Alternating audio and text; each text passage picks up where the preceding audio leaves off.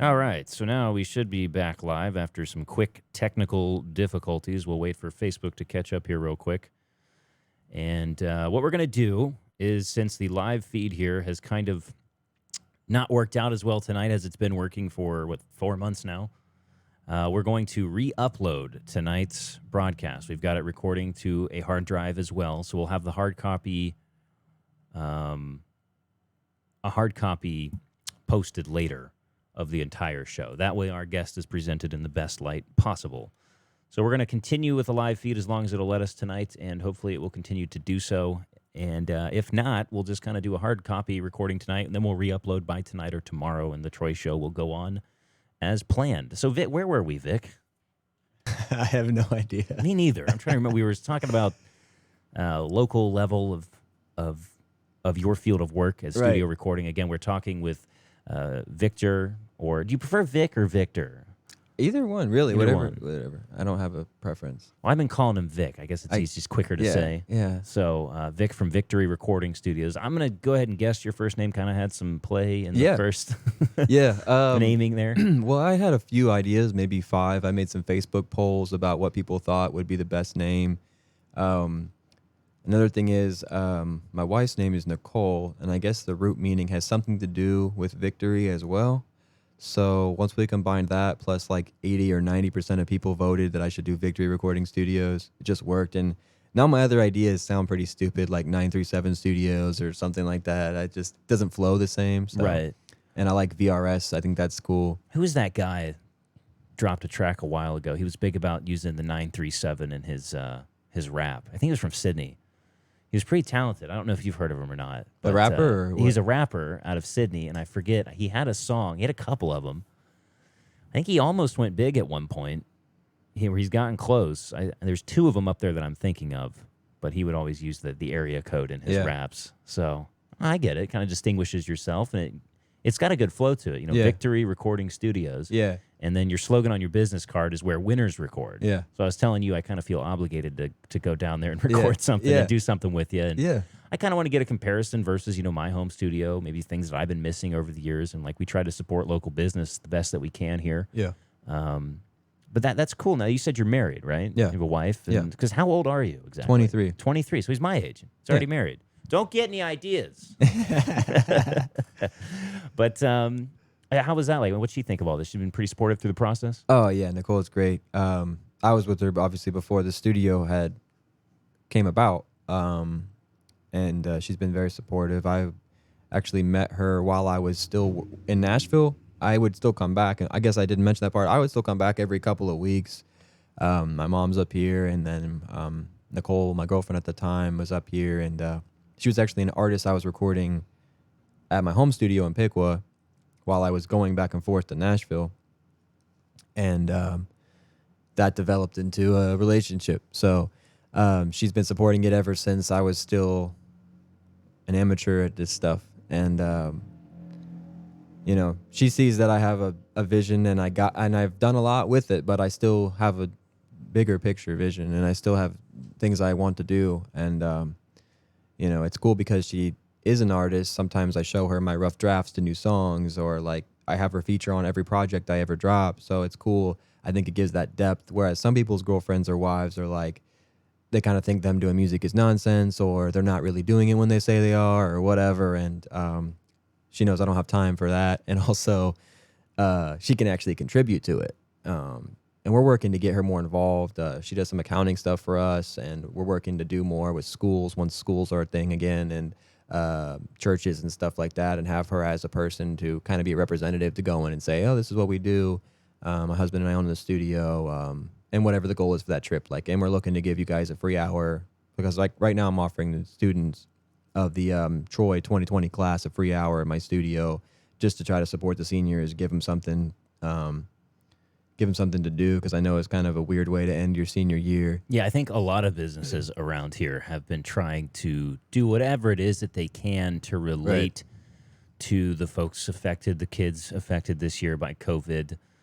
So what's that like? You're a year into this thing. Well, not even a year. August, you'll be a year. Yeah. Into having an actual physical location zoned for commercial use, not a home studio, stepping up, and then COVID starts. And with recording, because here's something like a lot of people don't understand is like you got to be close to microphones. Yeah. Sometimes you can be far away from them.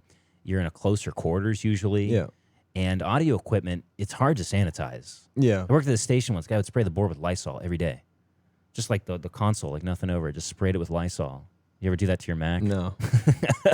And it's like everyone wants yeah. you to sanitize stuff. And it's like, Yeah. well, that's a liquid with electronics and microphones. So what Yeah. was that challenge like? Man, I use the wipes a lot, the Clorox wipes, and so my mic is encompassed in a Chaotica eyeball. Yeah, I've seen those. So you can pop that. It has a pop filter on it. You can take that off, and I wipe that down. My mic is actually really cool. It's called an Austin Origin mic, and you can take it apart, and it has a built-in pop filter on that. You can wash that and then put it back. Nice. Let it dry and put it back on. And then I wipe down like the handles, all the door handles to the booth and the studio and the light switches and stuff like that. I've been doing that before and after every client since COVID. That was the biggest thing I could think of was just these little, we got them here on our handhelds, like these little windscreens. Because these are technically not pop filters. These are windscreens. Yeah. And then a pop filter is like usually the circle thing that you see. Yeah. And that Iotica, right? Something like that? Chaotica. Chaotica. Yeah. Is this little ball, and I've seen it. I've watched some reviews on it. It's a foam ball, and it goes over the microphone, and it's got an opening on the front of it for the pop filter itself. And it's supposed to help capture or reflect reflections that might come back. But you've got a really nice sound, not soundproof, but sound-treated setup over there. Yeah. And what's it like, dealing with outside noise and stuff? Like we get a lot of ricers going by out front. They get out there with their AK-47 exhaust. It sounds cool, just not while I'm doing the show, guys. Don't worry about it. Now they'll probably do it more.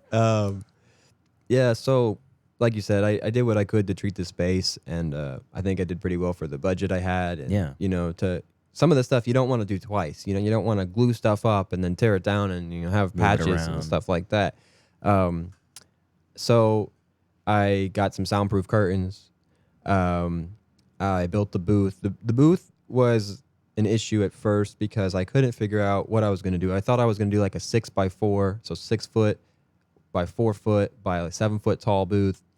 Turns out it's a significant amount more for the materials than doing a 4x4 booth, but also the room I have is a fair sized room, but I didn't want to lose that much space. So it's a little give and take because the booth can get a little bit warm in the summer when guys are jumping around in there while they record. And some guys just don't come out. They're like, the door's shut because I can talk to them. I have a mic outside. So they don't have to come out to talk to me. So some of them are just rolling through a song. Okay, next verse. Okay, and they don't ever come out. And some guys open the door to talk to me like I don't have a mic, every time. But whatever the case, I just tell them once you do come out, leave it open so it can, circulate. And I mean, I found that has done pretty good. It's about 1 inch thick wood. I have carpet on the bottom and actually on top of the roof of the booth. I put extra carpet I had. And then I put soundproof curtains around the outside, and then I put acoustic treatment foam on the inside and outside of the booth so it doesn't affect my mix on the outside and keeps more sound in. So you could really scream at 8 o'clock and you're not going to disturb my neighbor businesses there. Yeah, that would be something of concern here in the downtown atmosphere, I suppose. But,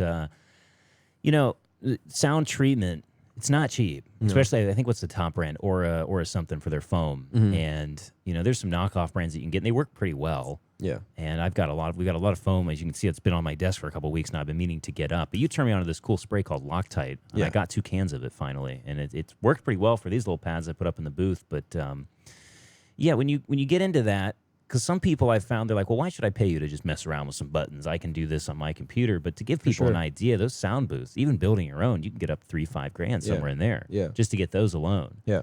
And people they take a lot of money and they put a lot of money into their craft to make sure it sounds good. And that's why people form businesses out of it because they're dedicated to getting your business the best sound possible. So I get that. I feel that on a level of personal level of just trying to set up my closet, putting all that foam up on the walls and whatnot. Yeah. And I've got a Neumann TLM 103 in there. And I mean, that thing you can crank up and you can hear someone's heartbeat with it. Yeah. And, those expensive mics like that, I don't know. Maybe I can take my pop filter. I don't have to look into that or my windscreen in there and wash it. That'd be a good idea. So it's always something I get to learn from these people because I've always done the broadcast side of things where we just have some microphone laying around that we've used. And, a microphone like this is totally different than a vocal microphone. Right.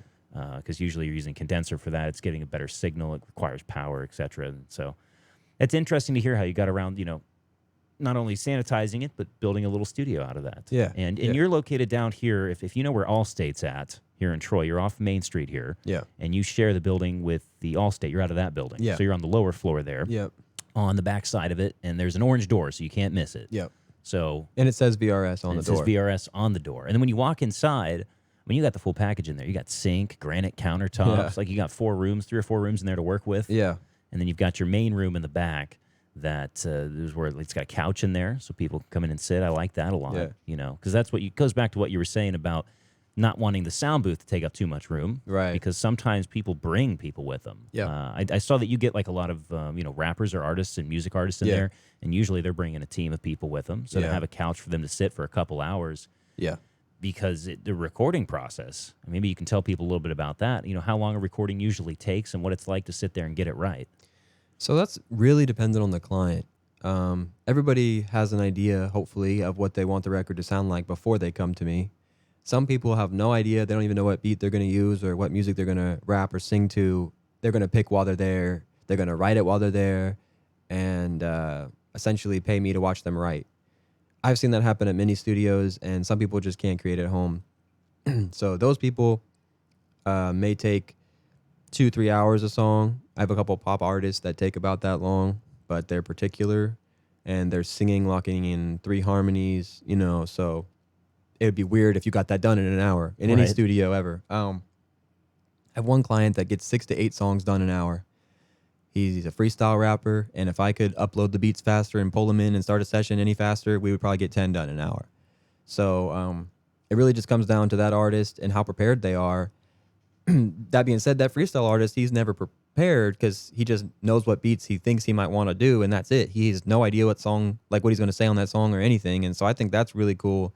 I always tell him I'd be interested to see what happened if he really sat down and wrote a song, because I don't know what that would sound like. He's got 36 songs or 38 songs he's done, and all of them are freestyles. So it's hard to say. I can't really tell you how long it would take if you're like an artist. You're like, well, I don't know how much, 25 an hour sounds good, but what if I need 10 hours, What I can say is that practicing it, making sure, obviously it's wrote before you come to me if you're going to do that. You've practiced it. You can get a rough draft on your phone. If you have a home studio setup, which could start at $100, $200, do that and get a rough draft and bring that to me so I know what kind of style you're going for, what kind of energy you're going for, vibe, whatever. And also, so you've been listening to it over and over again. You've practiced it. You've even recorded it, even on a voice memo on your phone. And I find that helps people get it done faster.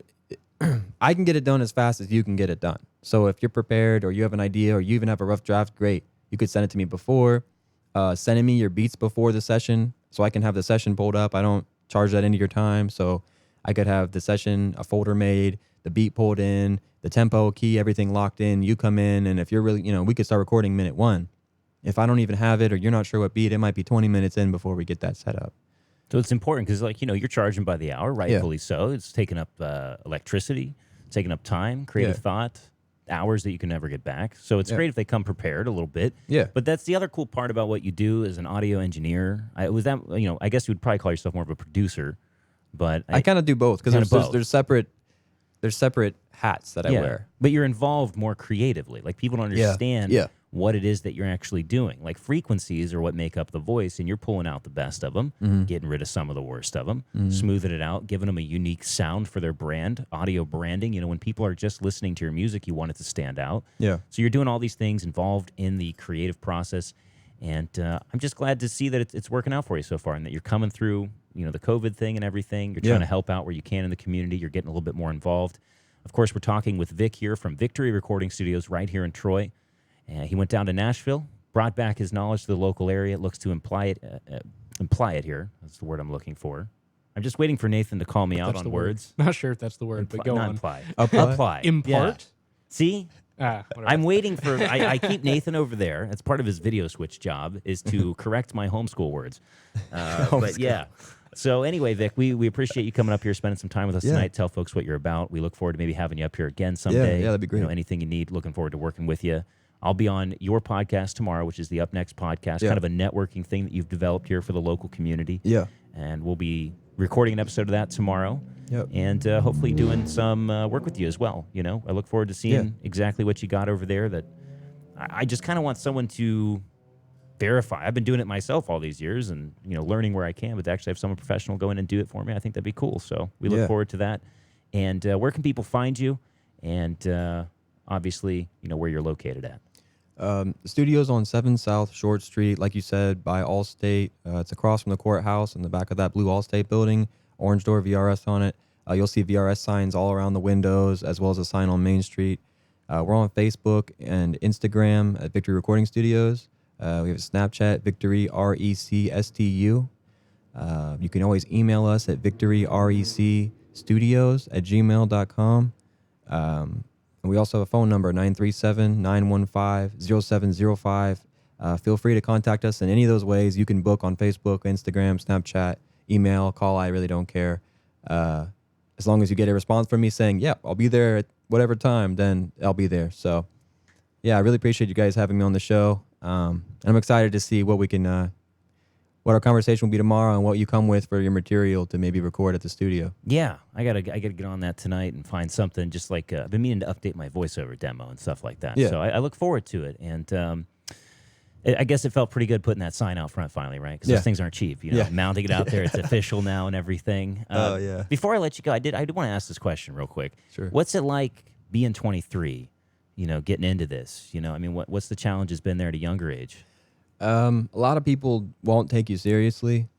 I had a female podcast host who was doing a podcast interview with another female business owner, and they were talking about how people weren't taking her serious. She was a strength coach. People, like football coaches, were like, why did we hire a woman for this and stuff? And in a way, I could kind of relate to that because they're not taking me serious because of my age. And, you know, it's something that hopefully gets a little better if I start to look a little older, maybe. But, you know, if not, then I really don't care because the cool thing is that it kind of speaks for itself. The content and the mix and the audio, it speaks for itself. And if you don't hear the difference, then Right. you won't pay me. So I think you'll realize after coming in once that it's worth your time. And if you don't, then I won't be upset about that or anything like that. But, you know, I just want people to give me a chance. Sure. And I have been doing this for like 6-7 years now. So even though I'm 23, I've been doing it for longer than some other people. And more importantly, more time of those years I've been doing this, not just like an hour a day, you know, sort of thing. It's really been my life for You've the been past practicing years. it for a while. Yeah. And I think, you know, the unfortunate truth about audio people is if you do your job right, no one will ever know it, you know? And but the professionals, Yeah. you know, the people who your clients, they'll know it for sure. But the Yeah. people listening, you know, they just hear a good product and that's how you want it. You Yeah. don't want anything to be off or off-putting about the audio. So Yeah. from the interactions I've had with you, man, you've got it. You've got the business sense as well. And I think you'll go places and you'll definitely grow what you've got right now. So we appreciate you coming up here. Thanks. And we'll talk with you in the future, Vic. Thanks for having me. I appreciate it. And we'll be right back, folks.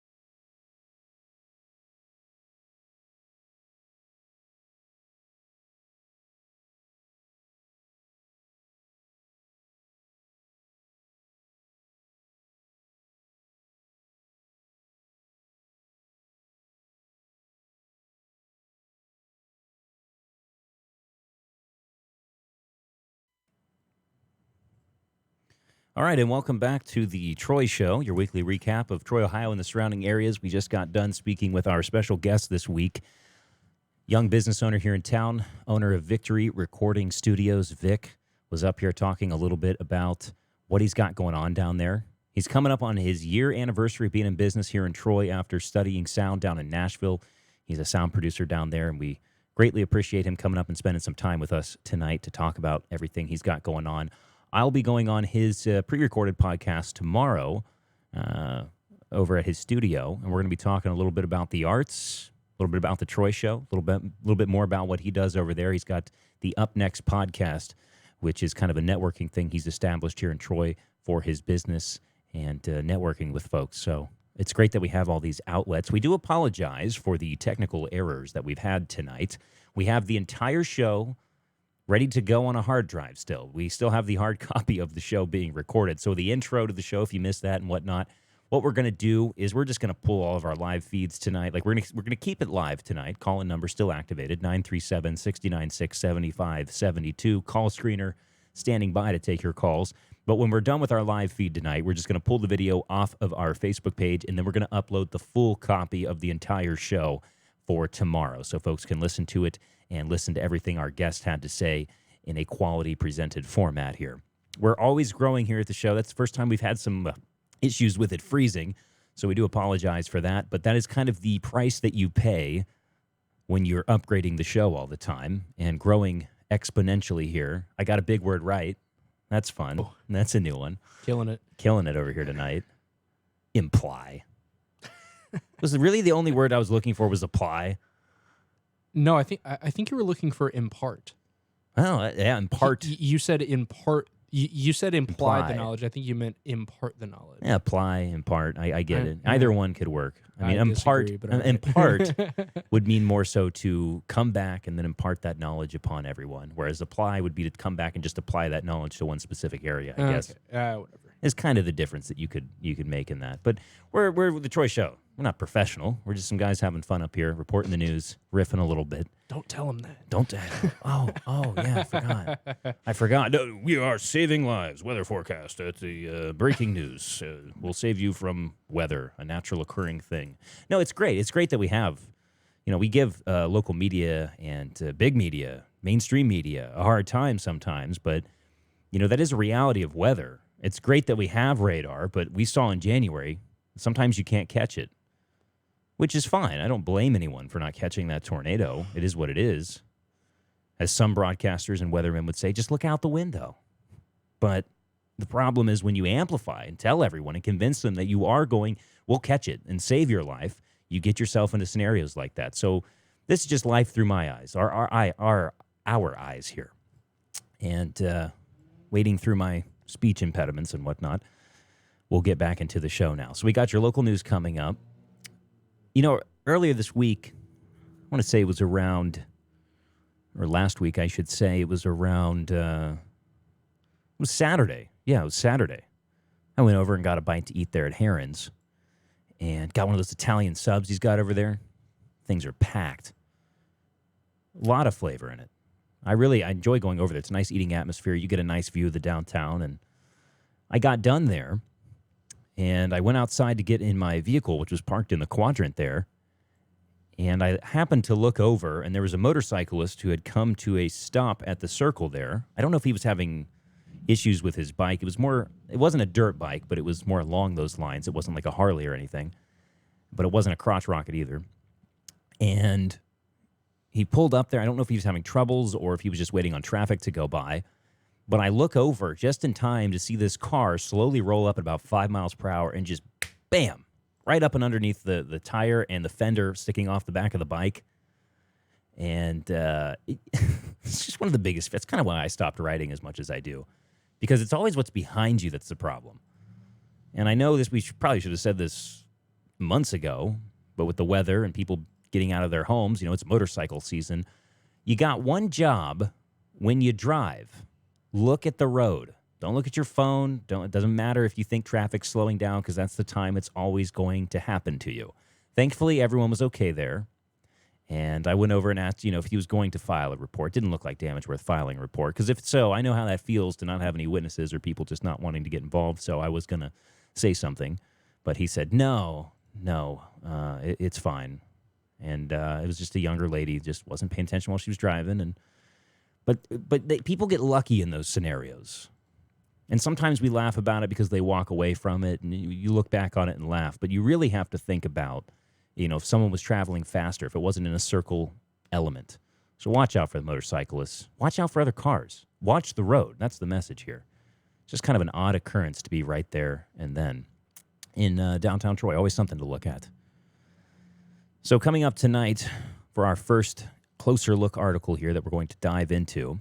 Again, phone lines are open if you have anything to say tonight. 937-696-7572 is where you can get a hold of us here.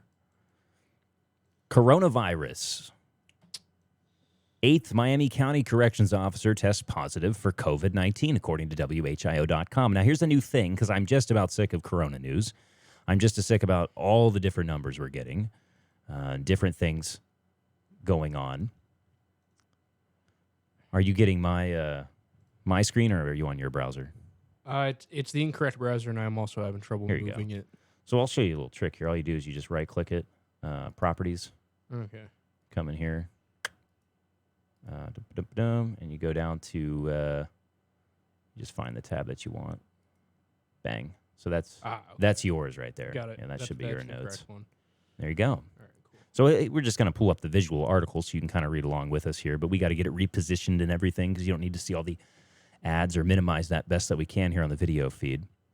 And, I got tired of these COVID articles because it's always something or it's a news state. I'm not saying in this particular case they're looking for clicks or whatnot, but it's just so much information. Like, we're going to find this out a year or two from now, what actually really happened. I already have my ideas. You already know where I stand on all this. So every time we talk about COVID-19, we're going to get an uplifting message from the minister, Kenneth Copeland. COVID-19! God, it got all over my screen with that spit. Ugh. Bring me a Clorox wipe. Kenneth Copeland, powerful message every single time we talk about COVID here on the show. So the 8th Miami County Corrections Officer tests positive for COVID-19. This was updated to 3:30 p.m. of June 9th. An 8th Miami County Corrections Officer tested positive for COVID-19 with all cases connected to a birthday party that 7 officers attended days ago, according to the Sheriff's Office. The 8th positive test came after the Miami County Sheriff's Office conducted testing at both jails in the county, including inmates willing to be tested, along with corrections staff. The corrections officers worked the same shift as the other 7 officers who previously tested positive, Sheriff Dave Duchek said in the media release Tuesday. No positive tests were returned by inmates that agreed to be tested. All 8 corrections officers are recovering at home with minor or no symptoms at all, Duchek said. So in this, I know we talked about this on the last show. This was kind of the update to it. We wanted to bring you a little bit of the update there. And this was according to WHIO. And I think we read it from WHIO last week as well. And I don't know. It's not cause for panic, per se. The reason I'm kind of tired of talking about COVID-19 is because it's a virus. It's a new virus. And viruses claim a lot of lives each year. And we're going to have to handle this, and people are going to have to become immune to it, and there's going to probably be a vaccine for it. But we haven't found a cure, per se, for a virus, and people keep saying that word cure, and we haven't found a cure for it yet. And we're not, like, for any virus. That's why we just can't, you can take stuff to mitigate the symptoms, and it sounds like these officers are recovering. A lot of people post stuff about new COVID cases, and for some reason, people in their head just kind of equate that to death, which isn't the case. Obviously, we're going to be seeing more COVID cases. But as long as all we're seeing is COVID cases with a phenomenal recovery rate, then it's really not that big of news. It's great news. That's the news that should be being reported. We should be seeing the more uplifting side of this, which is recovery rates, people recovering. And we've seen a couple articles of that, but most of it just feels like fear-mongering at times, or I would get so bogged down with the negativity of covering every single COVID article here if we went over all of them. But some decent enough news out of Miami County regarding those cases that we reported last week. Now, the Dayton Daily News, out of their local section here, with a headline that reads, Troy Mirror, racism has no place in our lives. And this was according to Nancy Bowman. Did you lose battery on your mouse? Looks like it. Yep. Yeah, just turn it on and off again. Okay. It's this is the flaw of picking Monday as your recording date. You get that typical cliche saying, it's a Monday. But we'll just talk about it here. We don't have to have every article on the screen. So I got batteries probably over here in the drawer. I can grab you some.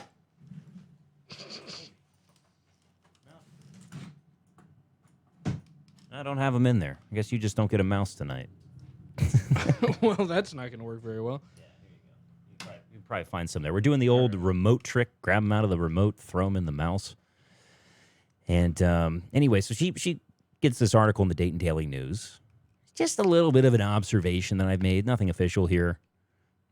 Dayton Daily News writes a lot about Troy. But then again, I don't really follow who else they write about. I usually only catch Dayton Daily News if it's related to the area. So that could be why. But Troy Mayor, racism has no place in our lives. Nothing wrong with that statement.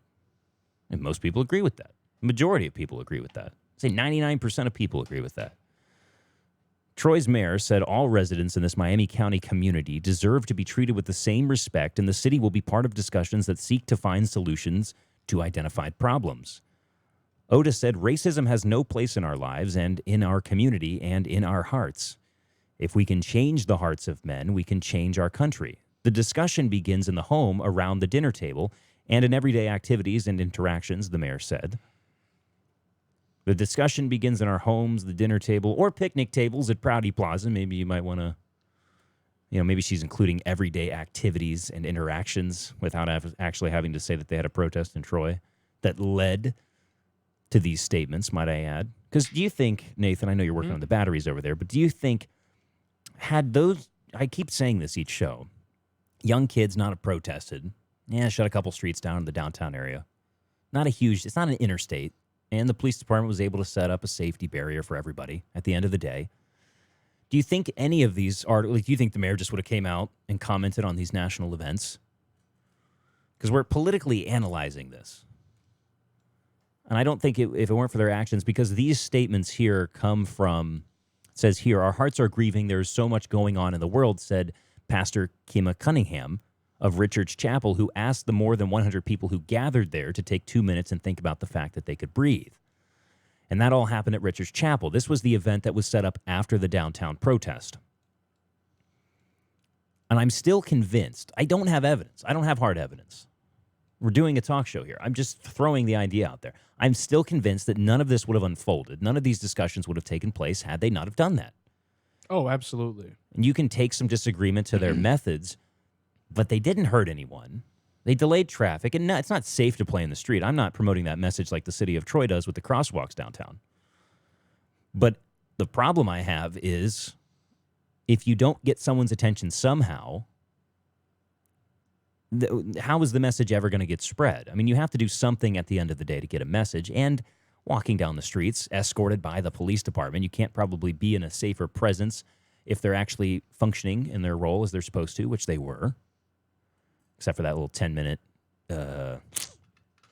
not so nice event that happened downtown, but the 4 hours of protesting down there. And what's interesting that I've found about the news cycle here is, there's a quote from the pastor over there at the church. Let's see here. Let's go for another quote. We as a whole have the power to change a system that has been broken for years. And then there's another quote here. And these are from people who spoke at the event, not related to the city, the mayor, or the police chief. It says here, like you, I saw the 15 seconds of video on the news. The police officer and me would like to know all the details, but of course we don't. However, I don't need all the details to know that, like you, what I saw made me angry, Phelps said. And that's the police chief here in Troy. Years of hard work to make things better was destroyed in an instant. And he's referring to the George Floyd incident here. We must start to rebuild those connections with the community again. In Troy, I think we have a pretty good base to begin from. When the time comes that anger has passed, we would welcome the input and honest communications to help. We want to be a part of the solution and make you a part of the solution. That's what Cunningham said there. Well, I remember specifically hearing, and I don't have it recorded, but while I was there during that whole thing going down at the Circle, I can't remember if it was the TPD to the Miami County Sheriff's Department or Miami County Sheriff's Department to TPD. They were trying to sort out, first of all, why these kids were being arrested downtown. And I remember someone saying, I don't even know why they're being arrested. I don't know. While referring to a protester who was asking the police officer, I can't remember which department, as to why their friends were being arrested. There was a clear overreaction there, and they thought it was going to turn into more. And that sometimes plays into the attitude of Troy, where they fear, oh, God, this is coming to our local community. And none of those kids were down there to destroy anything. None of them were down there to riot. They just wanted to get attention that they've probably lacked for years. And it shows when the mainstream media doesn't run any of the clips of Richard Chappell that I've seen where they bluntly ripped into the police chief and the mayor that were in attendance, finally. The mayor, at least, police chief was there. He was just trying to get a grasp on the situation. I understand his situation there. And I see these articles being ran by their media friends. I'm sure that it doesn't take much of a phone call to get an article out there. I don't know if that's how that works. Maybe they approached them and said, hey, we like the story. This is good for the news, and we'll put it up there. These are just connections that I kind of draw in my head, patterns that I see.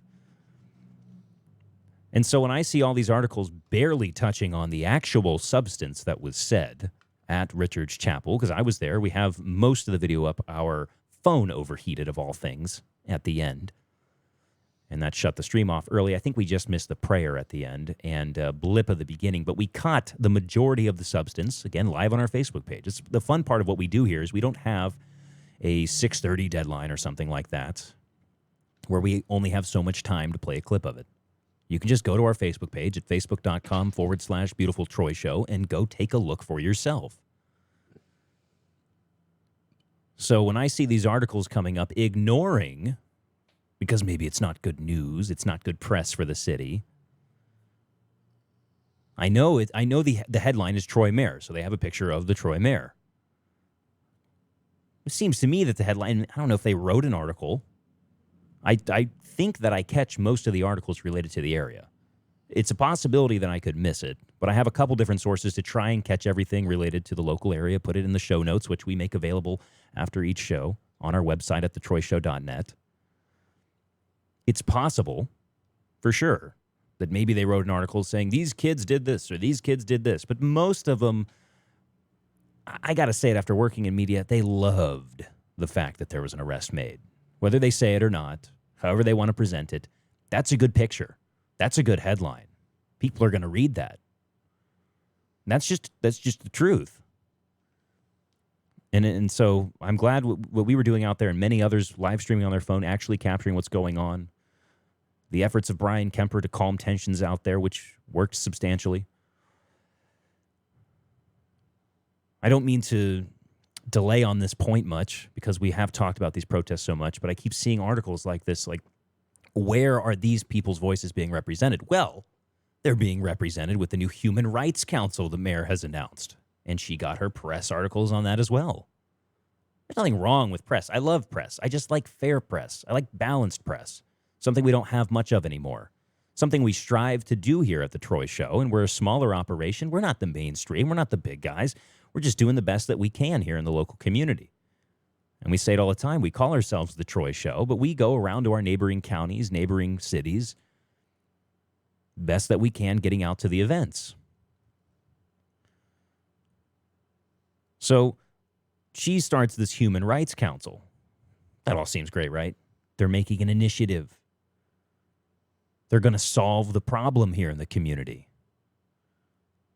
Let me ask you, what's the council to review the Human Rights Council applications? I know they said they were going to be discussing it in a council meeting, I believe. Have you looked at the council lately, Nathan? You've seen them on Zoom? No, I haven't. Kind of interesting that they're the ones making the decision on the Human Rights Council. It is something to appease everybody, and quite frankly, I think the country is kind of tired of that political left-right narrative. I am definitely tired of it. Because the people on that count, like, that's my thing, is like, okay, and then how's the council funded? You're resurrecting this Code 135 in the council or whatever it was, resurrecting it after so many years of it being inactive. That's a power you have as the mayor. And you're telling these people it's going to bring about actual change. And your intentions may be genuine, your intentions may be honest, but you have to be self-aware enough to know that these kids are pointing that problem out. The people in power don't relate to their plight whatsoever. Now, I have my disagreements with the protests across the country. I have my disagreements with different organizations. We all do.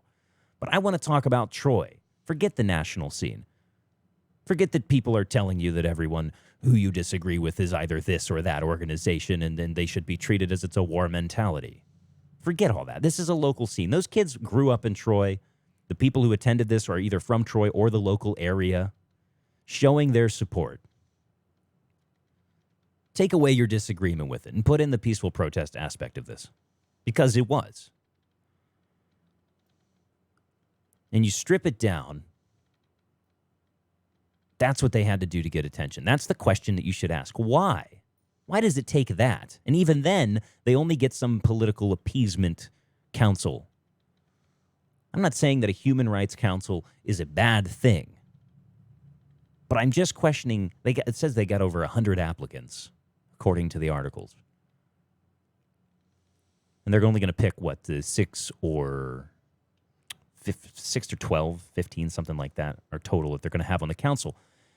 And they're going to review it. Are they going to have a minority council to review the applicants? They have to set up a council for that.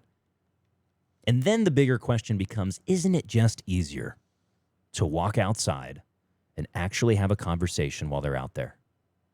There's your council.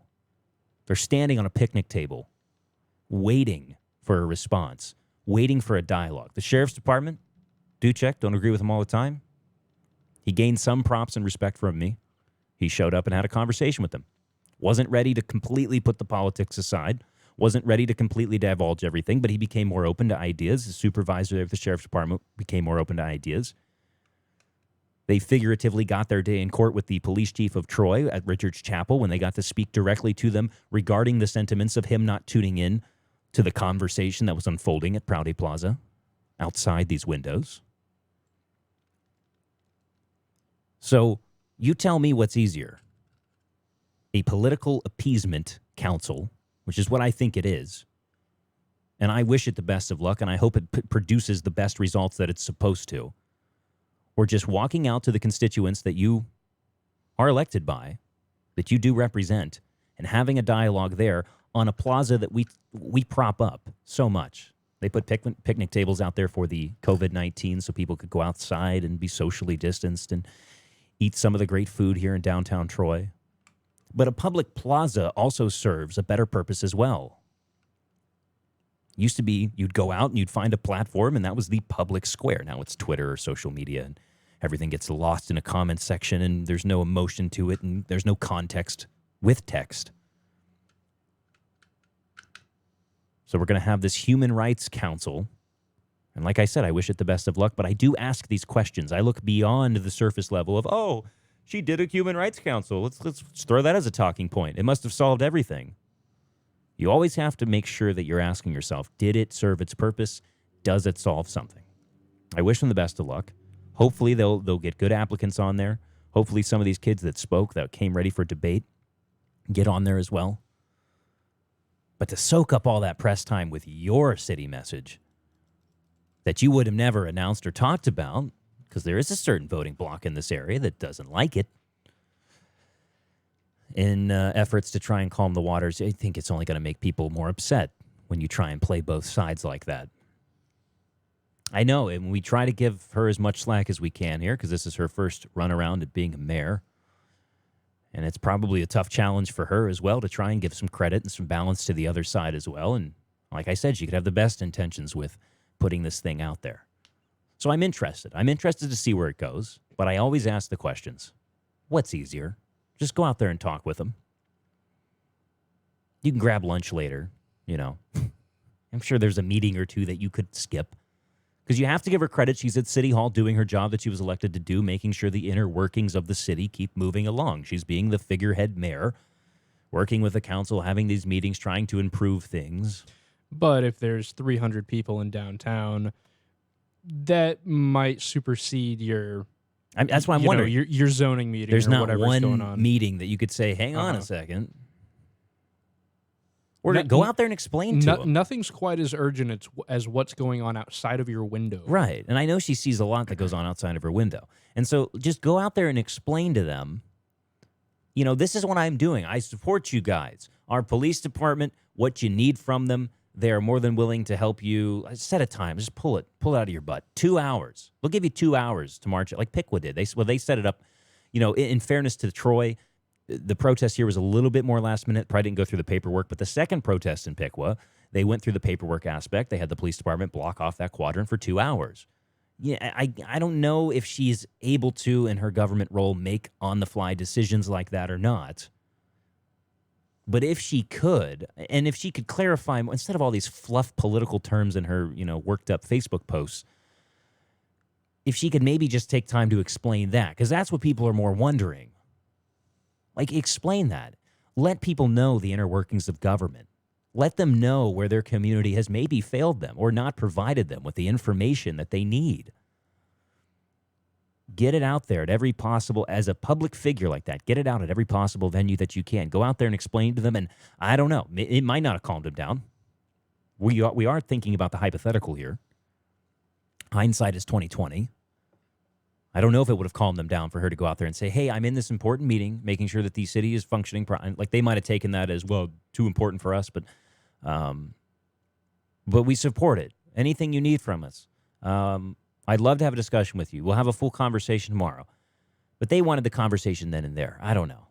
She could have spent some time. I think they would have excused her just for a little bit of dialogue there. So we'll see where this goes. We've harped on that point for like a week or two now since that protest happened.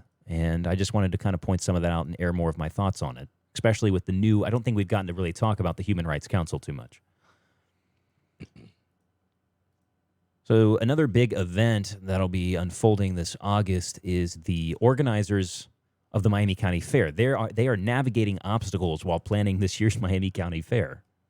We're all going to be navigating obstacles this year if the social distancing guidelines hold up into August. Also, I still don't have a mouse, so. Oh, that's fine. It's kind of where we're at. Were you not able to get batteries? No, I put in new batteries. I put in 3 different batteries, and none of them are working. So, well, that's Logitech for you. Morgan came over and handed me a corded one, but I don't really have access to. Oh yeah, I don't have access to the underbelly over there. Well, hey, this is why we provide the show notes. We do it as a luxury feature here, so you can read along and watch with us. But if there's anything that we're talking about tonight, an article, I always encourage people to go read it for themselves as well. And that's why usually next day after, I put the episode up on our website at thetroyshow.net. Thank you, Faulty Logitech Mouse, for the shameless plug. You can grab our show notes there, and you can check into these articles. Because I'm not here to read these things verbatim for you. As much issues that I do have with the mainstream media, this is their job, is to make articles. I disagree with some of the ethics behind it sometimes and the business side of it. But, I'm not going to take someone else's work and use that as my content per se, where I just read it verbatim. This isn't an audiobook for the news. This is a recap. It's a talk show. I've got enough of a platform here. That's why I allow people to call in if they've got a disagreement or a different perspective that maybe I'm not seeing, at the phone line listed at the bottom corner of the video here at the lower third. Or they can go to Troy Ohio Citizens 2.0 and comment. But anyway, for the Miami County Fair, organizers intend to operate as normal this year, but no things could change as regulations already have over the past 2 months. Now, $50,000 from the state is to go to health safety, things like hand sanitizing stations, PPE, and potential changes to restrooms, but some circumstances may still act as setbacks as organizers move into fair season. Now, I think I said this last week. A fair, so I won't, again, delay on this one, but a fair is dirty. It's outside. There's animals there. There's, food that can kill you. I mean, let's be honest. Maybe. Not instantly. Yeah, that's what I'm saying. Maybe it'll be a little delayed, 30 years in the future, something like Right. that. You know, If you were eating that every single day, those fried Oreos might not be the settle best too thing well. for you. They're delicious. I love them. I support these food trucks. People come out there, their trailers and whatnot. But I'm saying each day you're already making conscious decisions that affect your health. Now, COVID, that's more of an instant thing if you catch it and you're in the susceptible range. But the next new virus could be next year. It could be 20 years from now. We can't live like this. We just can't do it. That's about as far as I have to go on that. I mean, you're going to a fair. They've already provided usually hand sanitizer around the Any fair. of the 4-H kids showing bats? Oh, let's hope not. Got to be careful. Has there ever been a bat showing? Bats are pretty cool, though. Yeah, There's a lot of they're rats with misinformation wings. about bats. You know, bats are a lot of misinformation going around about bats. Like, they don't actually drink your blood. Doesn't happen. No, only vampire bats do that. Vampire bats. Yeah, and it's more of a. They don't really suck it. It's more like a scratch and lick. Like a mosquito or a tick. You know, it's not going to do that much damage. But even then, you walk outside, and there's mosquitoes everywhere that carry diseases. Just something that I don't know if we've just been so treated so well and had so much access to cool technology in this country that we just maybe forgot about these things. I tend to be more of a realist in that sense, but you can't get too caught up in it because then you'll just not want to go outside. And then you get the Howie Mandels of the world. So I get people taking precaution, and it's your right too. I'm not going to stop you or really laugh at you per se. I might disagree, but that's your right. What, you don't walk around with a mosquito net over your head wherever you go? Dude, No. malaria is scary. No. Just like I don't walk around with a netted or knitted mask. Yeah. There's people thinking that's making a difference. It's knitted. There's holes in it. I breathe naturally. I was meant to breathe air like this. Go out into nature. Get some vitamin D. So unnatural. I don't know. The mask is great in surgical situations, I think, but beyond. But again, hey, wear one, please, by all means. But don't. There's health issues that can come with wearing a mask.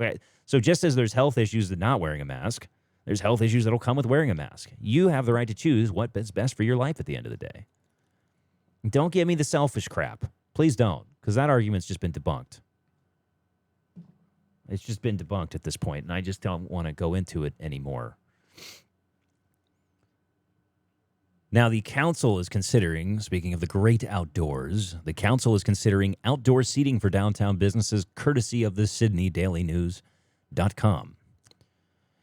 Now, the Sydney Daily News is reporting that the city of Sydney is working to develop outdoor dining areas on public sidewalks in the downtown area. A little bit late to the party. Troy was already on this a couple weeks ago. In fact, I think even Herons was kind of forwarding that debate even before COVID, if I'm not mistaken, because Herons now has some outdoor seating. Very nice.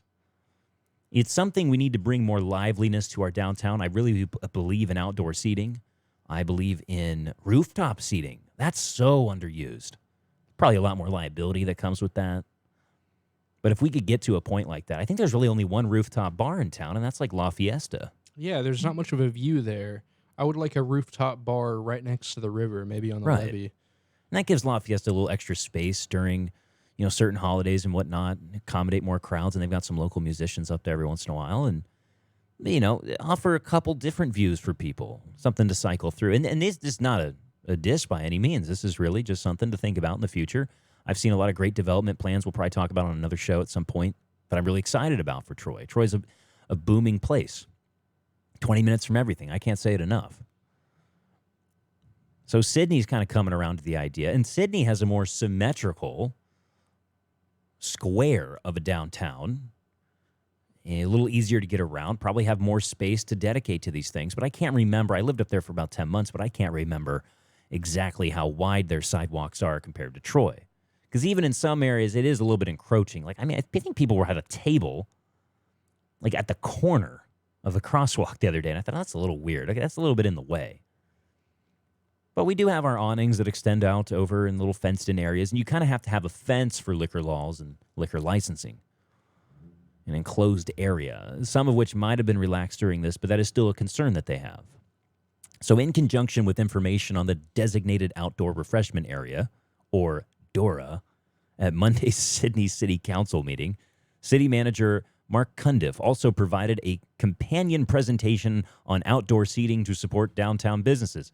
City staff and Sydney Alive are teaming up to create a pilot program, Cundiff said, to have outdoor seating areas for local restaurants in the public right-of-way. Temporary seating would be installed for this season only, and the data collected will help guide future decisions.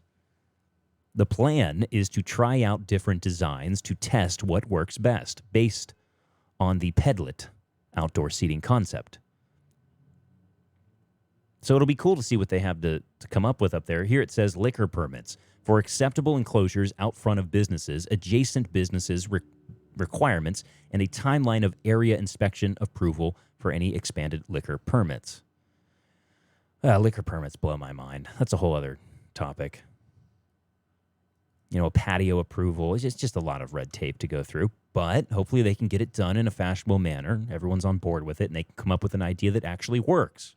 You know, if you have to go through countless red tape, the idea at the end of it better not be something that just sucks or doesn't work for people. And you have to look at local businesses in their certain instances, especially if you're forcing them into these historic buildings that weren't set up for this kind of business that the world is experiencing now. You have to start giving these people a little more leeway. You have to start kind of, I hate to say it, getting rid of the idea of historic buildings. At some point, they will have to be leveled. At some point, some generation's going to have to come along and say, this just doesn't work anymore. Maybe you can rebuild them in the same sense, but you made a good point the other day, Nathan. Everything's historical. The dirt, the air, the rocks, the trees. It's all been here. And I do like the historical element of it. And the people that work to preserve it, my hat's off to you. And the thing is, historical things need to be built. If we don't build anything new, then what's going to be historic tomorrow? Right. At some point, there's going to be a generation that looks back at the designs of architect that we have today, architecture, and they're going to say, that's historic. I like that retro look. That retro 2010s look. I really like that 2020 Tesla truck concept, because obviously the truck's not going to be in full production a couple of years from now, right? Like 2022 or something like that. Yeah. They're going to be looking back at that like it's a retro Ford F-150 or something. So we can't ever get too caught up or take ourselves too seriously. But I do commend the efforts of those with the historic areas. But if you're going to force them in, first of all, they have to close their business and they're going to have to make money coming out of this somehow. And then in the future going forward, if you're going to keep them in these historic, awkward situations that might not work the best for layouts of businesses, you got to give them some leeway at the end of the day or look at things more on a case-by-case basis. So best of luck to our friends up north for figuring out their outdoor patio situations. And these are things that most people would find boring. I find them fascinating because these are things I never get to think about. We just take these things that are provided to us for granted, but there is a lot of good government effort behind them, a lot of good work gone into it by government officials. Give credit where credit is due. This is probably something I could not pay attention to or have an interest in. I just want to utilize it. I have my opinions on what it would work for me as a consumer, but actually figuring it out, sometimes that takes a different mind or a different set of eyes than I have. But just make sure if you're going to have these people go through this red tape, it's a product that works for everyone at the end of the day. Now, here's this was going to be fun to navigate. I'll probably catch heat on this one. This is coming from MiamiValleyToday.com. Finally, I can just say that. Nice and consolidated. Good move, guys. I'm glad that I'd like to think that us giving them a little bit of constructive criticism over the last couple of weeks led to this decision. Probably been in play for a while. I just wonder why it took so long. But MiamiValleyToday.com has finally changed their Facebook pages over. They're part of Troy Daily News, been around forever, and the Pickwood Daily Call has been around forever, but we're in a different time now as far as print media and digital era is concerned. So they've consolidated their Troy Daily News Facebook page and their Pickwood Daily Call Facebook page. The Troy Daily News Facebook page is now called Miami Valley Today News, and I think they made the PDC page Miami Valley Today. I don't know why, but they have a considerable amount of likes on both, so I don't blame them for wanting to preserve and not just outright delete both of them. So there's some variance there still, but it reflects, as they stated, let me bring up this image here. I can do this real quick. It reflects the statement that they put out on their Facebook page, because some of you might remember that you couldn't maybe access their website. Ugh. This image almost looks like their old website. I lost my S Pen, so capturing these screenshots, the pixelation's bad on them. But they said, hello, you will be seeing some changes on the former Troy Daily News and Pickwood Daily Call updates pages, as our Facebook pages have recently been updated to reflect the name of our print edition. $2 for color edition. Wait, what? You will also be able to find more of our stories and new updates on our updated website. It's something we mentioned in the hard copy of the show we'll have uploaded tomorrow with the intro included in it. But, yeah, it says $2 on this thing. Whew. But anyway, it's a different digital age, so it's nice to see that finally. It's good to know that they are back on track. They're updating things. We wish them the best of luck, but we will still offer our constructive criticism, because how will anything ever get accomplished without someone challenging things from time to time? But here's the article that they wrote. Huffman draws criticism over offensive term, question. And get ready, because here comes some constructive criticism. Coming out of Columbus. I don't know if they specifically wrote this. Let me go down here and see who wrote this article. Oh, would it bother them? Samantha Wildo is taking credit for this article. I don't know if she read it, but that's the name attached to this, so that's what I'm going to have to assume. Sometimes news outlets will borrow other things that are printed and typed. Hey, Get the I mouse found control a battery back. that works. Yeah. How about that? Just had to reach Awesome. all the way across the desk. Awesome. Okay. Little acrobatics over there, and we figured it out. So anyway, let's assume that they wrote this until we hear otherwise or see otherwise. State Senator Steve Huffman, Republican out of Tip City, drew criticism this week when he used what many consider to be a racial what word are you looking for? It's right there. Pejorative. Pejorative. There you go. I had another. It's. I'm going to be honest. I'm honest with people. This is me. I was a homeschooler, and this was an area that personally I never focused on, was words and grammar and stuff. I had great reading retention and the ability to clarify my words, but there's a lot of words that I know that I've just never seen physically. I mean, it is something that I struggle with, and doing this show, it's great. It's almost like a grammar class. I get to include new words into my vocabulary. You might hit a 7th grade reading level by this time next year. Let's go for a goal. 10 years from now, I will hit a 7th grade reading level. My Audible chocolate will be how advanced at that point by the time my reading skills catch up. But anyway, when he asked if African Americans or the colored population are more susceptible to COVID-19 because they do not know how to wash their hands as well as other groups during a committee hearing. Now, that sounds rough right off the bat, the way they wrote that, because that's not even close to the quote. Why wouldn't you just put the quote at the beginning of the article? Oh, it's almost like people don't read the rest of the article, let alone past the headline sometimes. So we continue down. Kind of a dirty media tactic there. So they're already starting the article off with their own agenda. They're not just reporting what's said until later in the article, and then they can come out and say, no, we reported it the way that was supposed to be reported. I don't know what you're talking about. We are highly offended as the news stream established news of the area. Dawson said communities of color, African Americans, are already experience disparities in the state of Ohio when it comes to diseases and illnesses like diabetes, stroke, heart disease, and other preventable diseases, adding that Black Ohioans are 77% more likely to die from diabetes than whites. Do we prefer to be called whites, Nathan? I prefer Caucasian American, Okay. European American. Which we got to make sure this is right before Miami Valley Today just lets us have one here. Now, Huffman, who has been a practicing physician for 20 years, responded saying, I understand African Americans have a higher incidence of chronic conditions, and that makes them more susceptible to death from COVID. But why? But it does not make them more susceptible to just get COVID. We know it's twice as often, correct? Huffman went on to ask, could it just be, here's the actual quote, could it just be that African Americans or the colored population do not know how to wash their hands as well as other groups or wear a mask or do not socially distance themselves? Could that just be the explanation of the higher incidence? Huffman was also not wearing a face mask when he asked this. We'll just throw that in there. Got him. So here is his one problem. All right, he tried far too hard here to be very sensitive towards this, and he did say colored population. That's not a term that folks use anymore.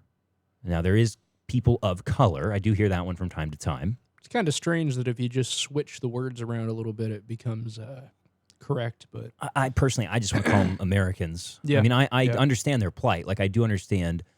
I'm with them in the sense that our government did not treat them fairly back in the day, that they still struggle from elements of that. I 100% agree. And that's what I'm wondering here as a senator. Is it not your job to ask tough questions that put you in these positions from time to time? To think, what is it? Like, let's say our government did these things to their community, which is being proven more and more by the day. Back to the Nixon administration. If they truly did these things, should we not be asking ourselves, why don't they have that education? Did we fail them as a country? Did our government, did our education system fail them? And should we make sure? Because when you see numbers like this, it's staggering. Why? And I know they talk about it too in their community. They talk about the susceptibleness to heart disease and so forth, so on. And I just feel like the guy tried to ask a question. He tried to be too sensitive when he accidentally, there's so many, I use the word mental gymnastics of figuring out who do we call what, Mm-hmm. And it does seem to change as the decades go on. A lot of that was for the better. And so in this case, I could see where people are in such a position anymore where they're so scared to say things that they accidentally say the thing they're not supposed to say. And here I am asking this question as well. I'm not going to get caught too far into the emotional side of this here. I'm just going to ask the question,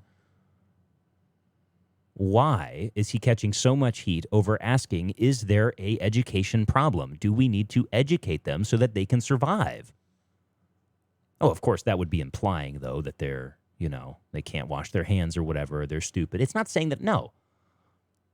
It's asking as a senator, as a representative of those people, because he does represent those people, can we do better? What's wrong with asking that question, Nathan? I genuinely want to know this. I want to know what's wrong with that.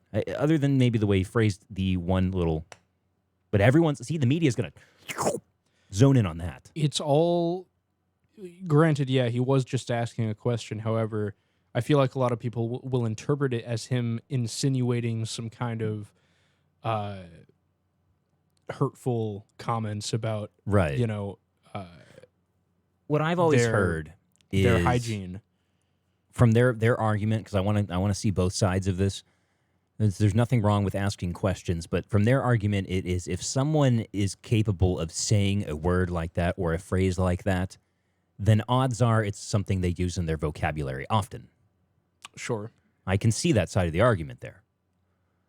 But let's not get so caught up in the left and the right dynamics of this that we miss the actual problem that we could fix.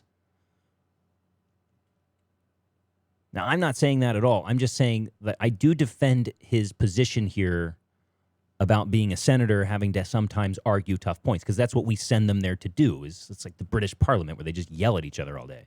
But it harkens back to history of old, where the greater ideas of humanity were discussed in that kind of a platform. Now, Dawson responded, saying that it's not the opinion of leading medical experts in this country. She cited the Center for Disease Control, which, you can go find your articles about how accurate they are, the Health Resources and Service Administration, and the U.S. Department of Health and Human Services. Dawson went on to say that while everyone needs to wash their hands, Huffman's question about African Americans was not where they would find the reason as to why African Americans are more vulnerable. So what is it? Because I was told that the government, people of decades past generations, treated them unfairly and did not give them access to resources that would be a human rights thing. They deserve all the access that I have to things. As Americans, they deserve that access. Obviously, our country is engulfed in a bad past history. The reality is everyone from the past of history is engulfed in that. History is not a pretty thing sometimes. The thing is, I feel like no matter how far you look back in history, whether it's 10 years or 10,000 years, you're going to look at that guy and say, he was a bigot. And Absolutely. and ideally, our great grandchildren will look back at us and be like, that guy was a bigot. I can't believe he was my 10th great grandpa. And the coolest part about that is that shows progression. Exactly. Even though in the current day, we may think, everything we're saying is perfectly fine, blah, blah, blah. But ideally, we will progress to a point where, more people are included in, My question here, okay, so obviously the term colored, out of date, don't use it. I don't use it. And I honestly can't think of anyone no. I've heard it like in person and not on like an old film use that term. It's very strange. I hate to sound like that guy that's like, who's his generation, but that's not an excuse. Makes me think he was watching some TV Land or something before he got up there. Well, no, I mean, that is something that they did learn, but I think if you're a good human being, you'll try and learn with the times and not get too stuck at them. So I'm not going to make an excuse for him saying that, not at all. I'm just saying the immediate response is a typical left-right thing. It's like they throw out some vague thing and they focus all in on that when he might have asked a valid question. Like, we got to make sure that we're not affecting their community like that. We have to make sure as representatives of the people that we're doing everything that we can so that everyone has equal access to basic human things like running water. Now, I will go as far to say this. I think somewhere along the line, and COVID shows this, we failed. It's like there's all these signs, wash your hands. And this goes for everybody, okay? This is not a race issue. Wash your hands. It's just a common human decency practice. And I'm thinking, yeah, that's common sense. I don't need all these signs for it, but maybe we're in a position, we should be asking an even bigger question. Why, as a society, are we having to remind people? When did we fail to teach people this? What happened? And then usually when you ask a question, you're waiting for solid feedback. She would have been totally right to say that, Huffman, just so you know, we don't use those terms anymore. But I do want to address your question. And now we go to the follow-up article here, which is that Huffman ends up getting fired. And I had this organized at one point. Let me go find it here. But Huffman ends up getting fired from medical institutions that he's with and whatnot. I'll just put it at that. But they came out with the obvious, we do not support or condone that. And then the problem gets completely ignored and nothing gets done at the end of the day. That's my problem with it. If we are truly responsible, which in areas we definitely are, for lesser or unequal treatment, if we are responsible for that, we need to do something about it. And we need to ask sometimes the tough questions. Now, work on your terminology, Huffman. I agree with that. Don't mislead articles. Put the actual quote at the top so that people can form an opinion for themselves. And then don't throw in little snide things like he wasn't wearing a mask. Well, he probably doesn't believe in wearing a mask. Or maybe he was so far away. You make up whatever you want. Any reason. He doesn't have to wear a mask. But he was asking the question, do these people have those who want to wear masks, do they have access to them? Don't get so sidetracked on that. You're a reporter. If it's an opinion piece, just call it that, and I'll accept it. But if you're just reporting what happened, don't throw in your own interpretation of this. We were just reporting that he wasn't wearing a mask. You take that for however you want. Leave the sarcasm to me. All right? Don't worry about it. I'll take the heat for the sarcasm. You're a reporter. That's what you come off as. That's what you promote yourself as. Do better. People deserve better. Everyone deserves better. Then moving on to the next thing here. Oh, okay. So this is breaking news earlier in the week. Piqua City Manager Gary Huff announces retirement. We got the audio clip straight up. This was the scene. You could hear it. There's a celebration. All the news feeds lit up. Gary Huff retiring. So he says in 6 months from city manager position of Piqua. Very hot topic amongst, what do they call them? Piquans? Piquonians. I don't know. Piquonians? I'll pull up that thing before we pull up this article. You found this really cool image on Google. We were looking the other day. Oh, yeah. Nathan was looking through, there it is right there, yeah. Uh-huh. He was looking through the canal trail that ran from up by Toledo all the way down to the bottom towards Cincinnati there. And it's right, it's right there. I see. Yeah, there you go. There we go. And right. we were looking at the canal, and we found an older map of how Piqua was spelled on this map. I can throw it up there. Look at this. PICQUA. Obviously, we all know it's PIQUA today, but just a cool little historical nugget there. Or it could have just been a mistake because that map It could be. doesn't look that old. But I wonder if they did just misspell it, because like there's a lot of Ohio names that people are like, yeah, I guess that's how that sounds or is spelled. Piqua. That's how I would say that. I think they just messed up because that does look like a recent map. It's got interstates and everything on there. yeah, It's really not that historical. Nice going. They probably had the proofreaders at MVT do that one. Anyway, so back to Gary Huff out of Piqua. City manager Gary Huff, according to MiamiValleyToday.com. Oh, finally, it's easy to say. No TDN-net.com or whatever it was. MiamiValleyToday.com. I really do applaud. Hey, we'll give another party sound for that. Yeah. Finally. It's easy to say on the show. Hey, constructive criticism pays off, I guess. City manager Gary Huff announced his retirement on Thursday with plans to leave in January of 2021. Huff said the 6-month notice was to give the Piqua City Commission time to complete the recruitment process before he leaves in January. Now, some people from Piqua would say that's not soon enough, but I will give him some fairness on this. I'm not privy to the details, don't really need to be. But let's just say, for the sake of benefit here, that he is truly trying to give them time, because it would take time to train somebody, I would think. Maybe not. Maybe someone could just hop in there and fix that, because it is a disaster up there right now. There's a lot going on. There's a lot in play. I did an interview with Jay Roman the other day. He's probably listening right now. Jay, I don't know if you're laughing, if you're angry right now, whatever the case is. Phone line's there for you, buddy. But I was talking to Jay. He started a new podcast called The Spark. And I did an interview with Jay, kind of talking about the Troy show and whatnot, because we had Jay on a couple weeks ago. Great interview. Go back in the archives and watch it. Jay is been at this for about a year with Watch Piqua, and he's getting involved with his community. He tries to go to every single council meeting that he can, and if he can't make it to that, he sends someone who represents Watch Piqua, and he's very involved. He's passionate about his community, and he started a podcast called The Spark, and he's going to be uploading episodes over there from Watch Piqua. Keep an eye on that page. Drop him a like over there, and follow his page. That way you can see what's going on with The Spark. It's a podcast he's bringing out. I won't go into too much detail there because I'm not sure how much exactly he's shared about it yet. I know he posted about it the other day, but he's got some really cool episodes. So if you want a little bit more inside knowledge as to what's going on in Piqua, what Jay's thoughts are, you can go over there and check out The Spark, of which I'll be a guest on at some point whenever he uploads that episode. And if you can put up with my long-windedness like you do on this show each Monday, and we appreciate it, you'll really enjoy it. So Huff said, of course, the 6-month notice was to give them time to train someone else. Let's go ahead and assume that's the case. Huff has been the city manager of Piqua since October of 2011. And that's kind of the big points I've found from the Piqua folks, is that they kind of harp on we've had him in here for a decade and nothing's getting done. Things are going down the tubes. There's a lot of money on the line here. Since 2011, Huff has overseen projects like the construction of the new water treatment plant, the renovation of the wastewater treatment plant, the construction of the new water tower on Fox Drive. sounds like he likes water. I was about to say that. Like, it's been great for the water.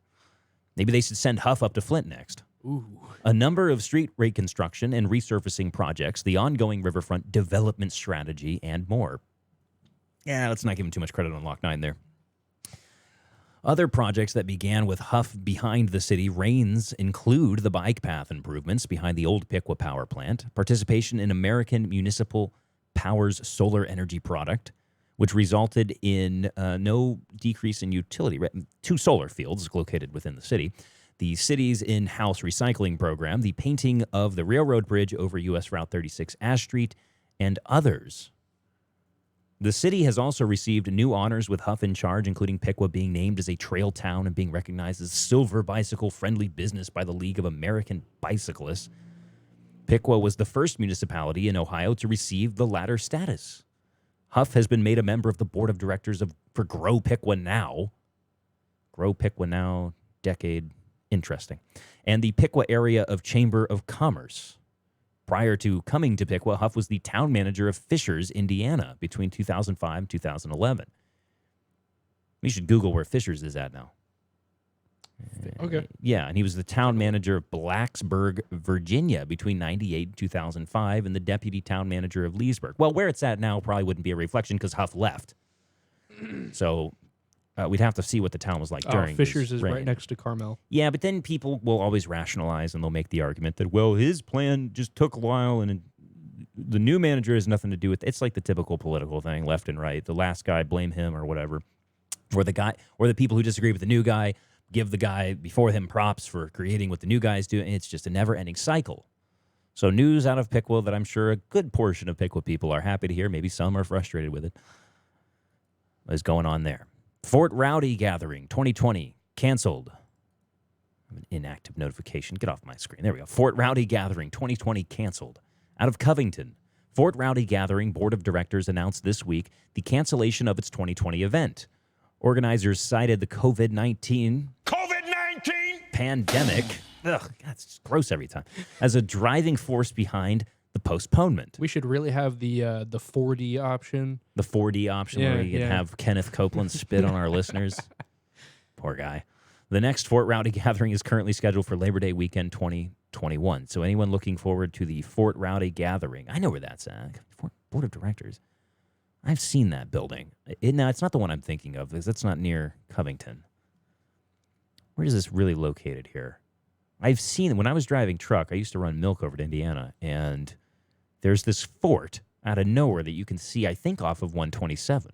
I don't know if this is exactly the one I'm thinking of. Trying to see if it lists on here. Oh, why would you tell me where this was going to be at anyway? I'm only reading for details. Oh, well. Glad I didn't pay for that article. But there's this really cool fort off of, I think, 127. I don't know if it's the same thing or not. I've not heard of the Fort Rowdy Gathering. I'm just telling you, canceled.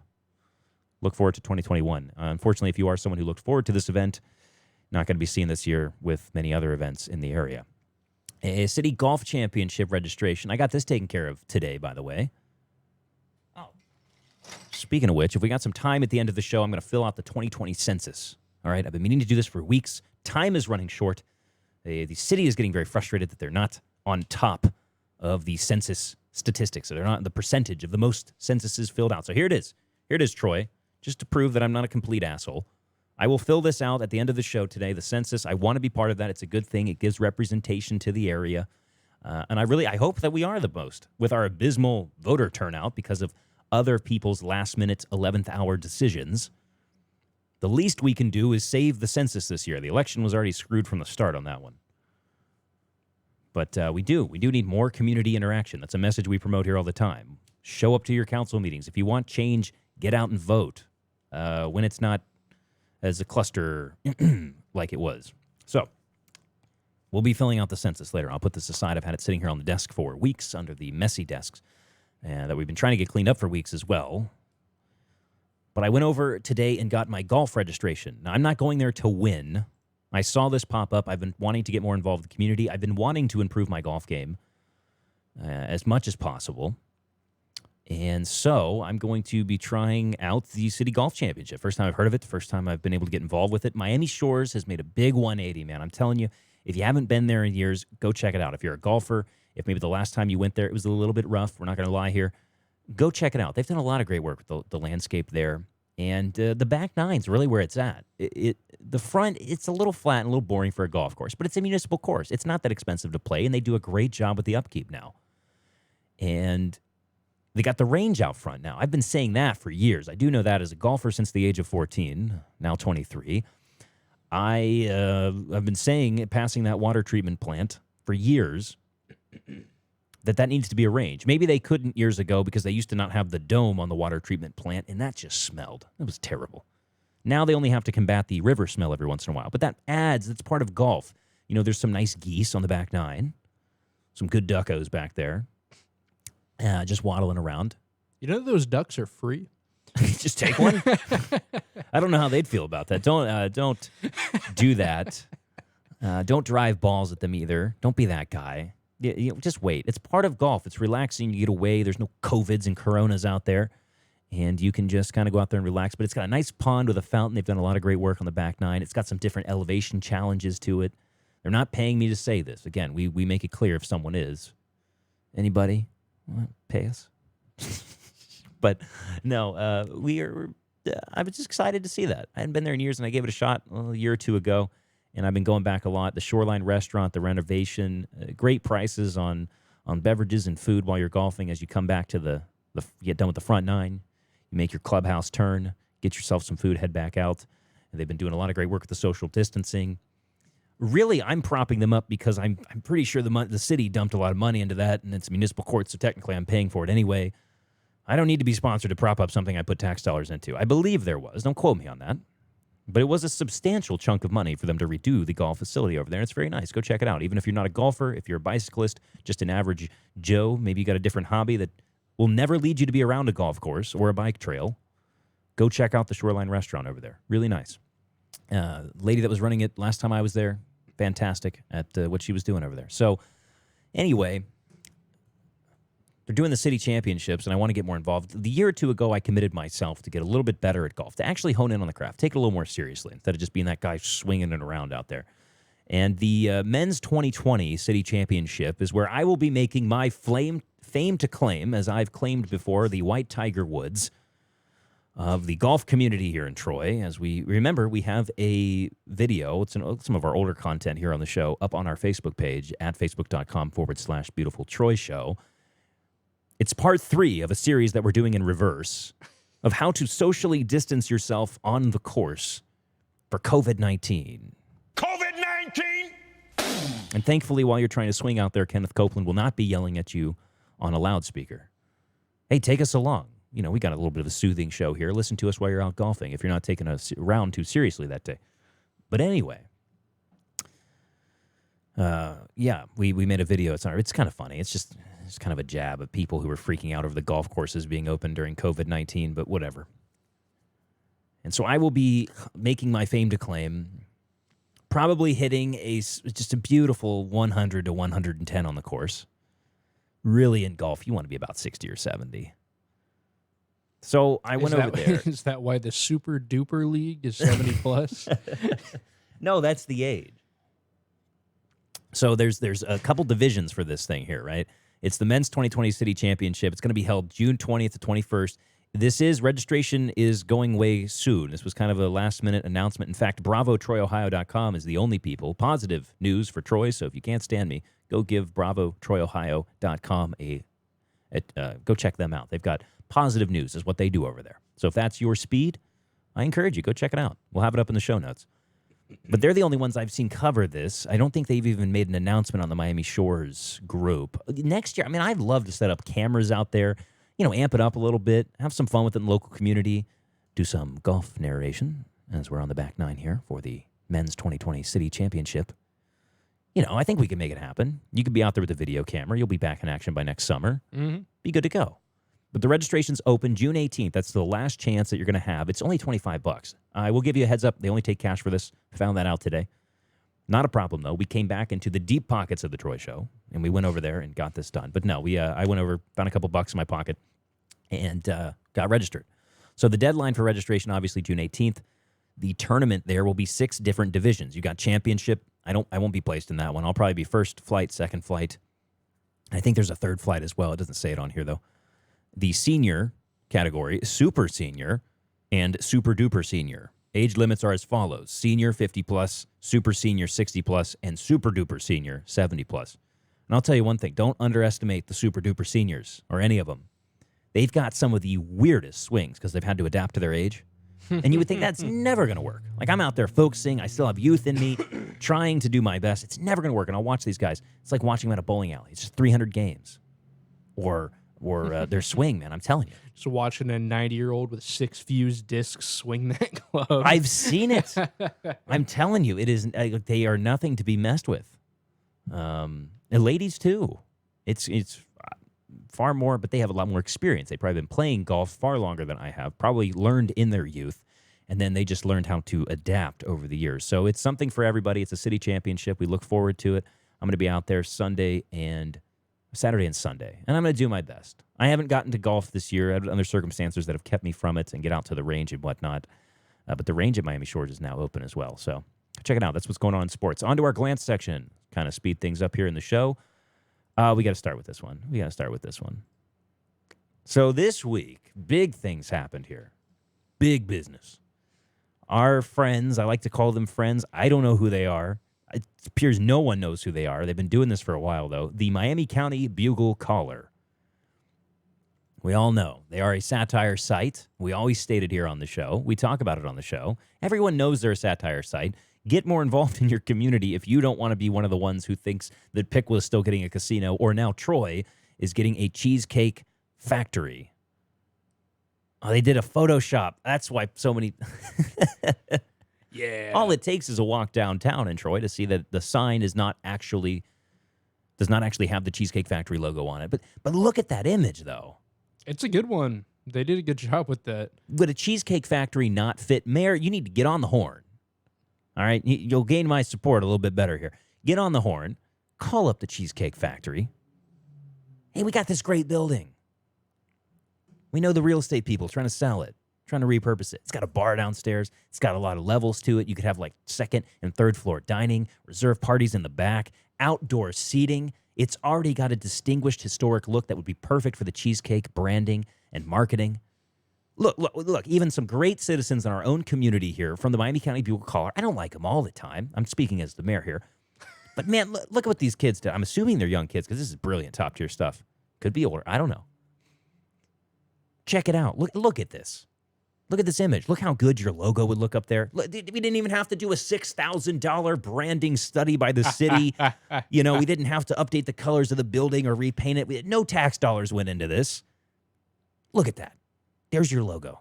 Shining lights right there. Look, they even did a little thing on the banner. You can see how that looks. Mm-hmm. Matches your colors.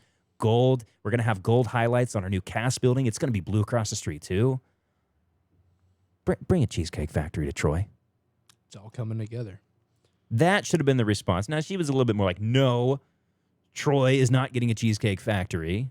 Granted, she amended it, didn't she? She did say in that Facebook Yeah. post, she may have edited it. She says, not like they can't, they just aren't.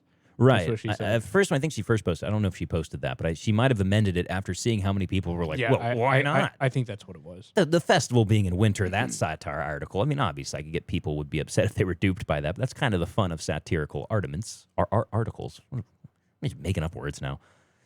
And so I could see that. But in this case, people longed for a Chick-fil-A for years.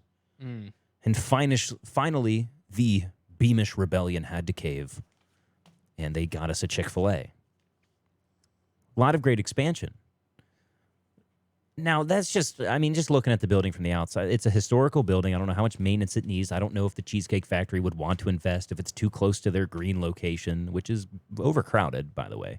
Oh, yeah. They could use another one. I don't want to drive to the green. We have a beautiful downtown. All right? I don't want to go to the green. I don't know. There's a lot I love down there, but look, the only reason the green got popular and anyone goes to the green is because what else is around? It's like no one else is presented them the option. Anyone who's loved their small town feel, we're entering a new age here. The world's a level playing field with the internet, and cities are getting bigger. You've lived your 50, 60 years enjoying the small town aspect, raising your kids here, but now it's our generation. It's time. It really is. It's time to keep the small town feel with some more big town activities. There's far bigger brains than mine that could work out the statistical possibilities of this, or maybe it's something that would happen in a couple decades from now. But it's not that absurd of an idea that the Cheesecake Factory would come to Troy.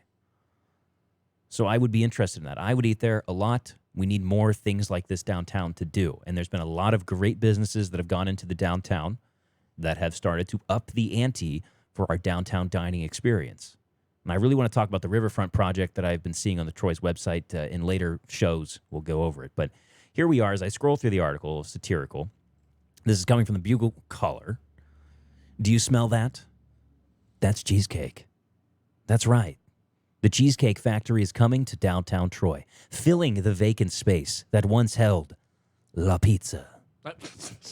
The location is America's 221st full-size, 3 stories, Cheesecake Factory restaurant, and is expected to open in late November. Cheesecake Enterprises International announced plans to open the factory through a public Troy City Council meeting held via Zoom. Unfortunately, the meeting host forgot to unlock the meeting, leaving most public attendees stranded in the waiting room.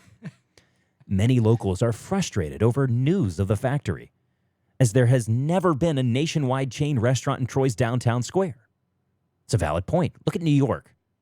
Look how like these businesses will adapt to awkward situations if it creates a uniqueness for their business. That's true. It'd be cool. Many Oh. locals. Oh, go ahead. So there's a 2-story Chick-fil-A in New York City. Yeah, what's that? I think it's Kmart out on the West Coast. Yeah. Used to, at least, or Target, if it's still standing.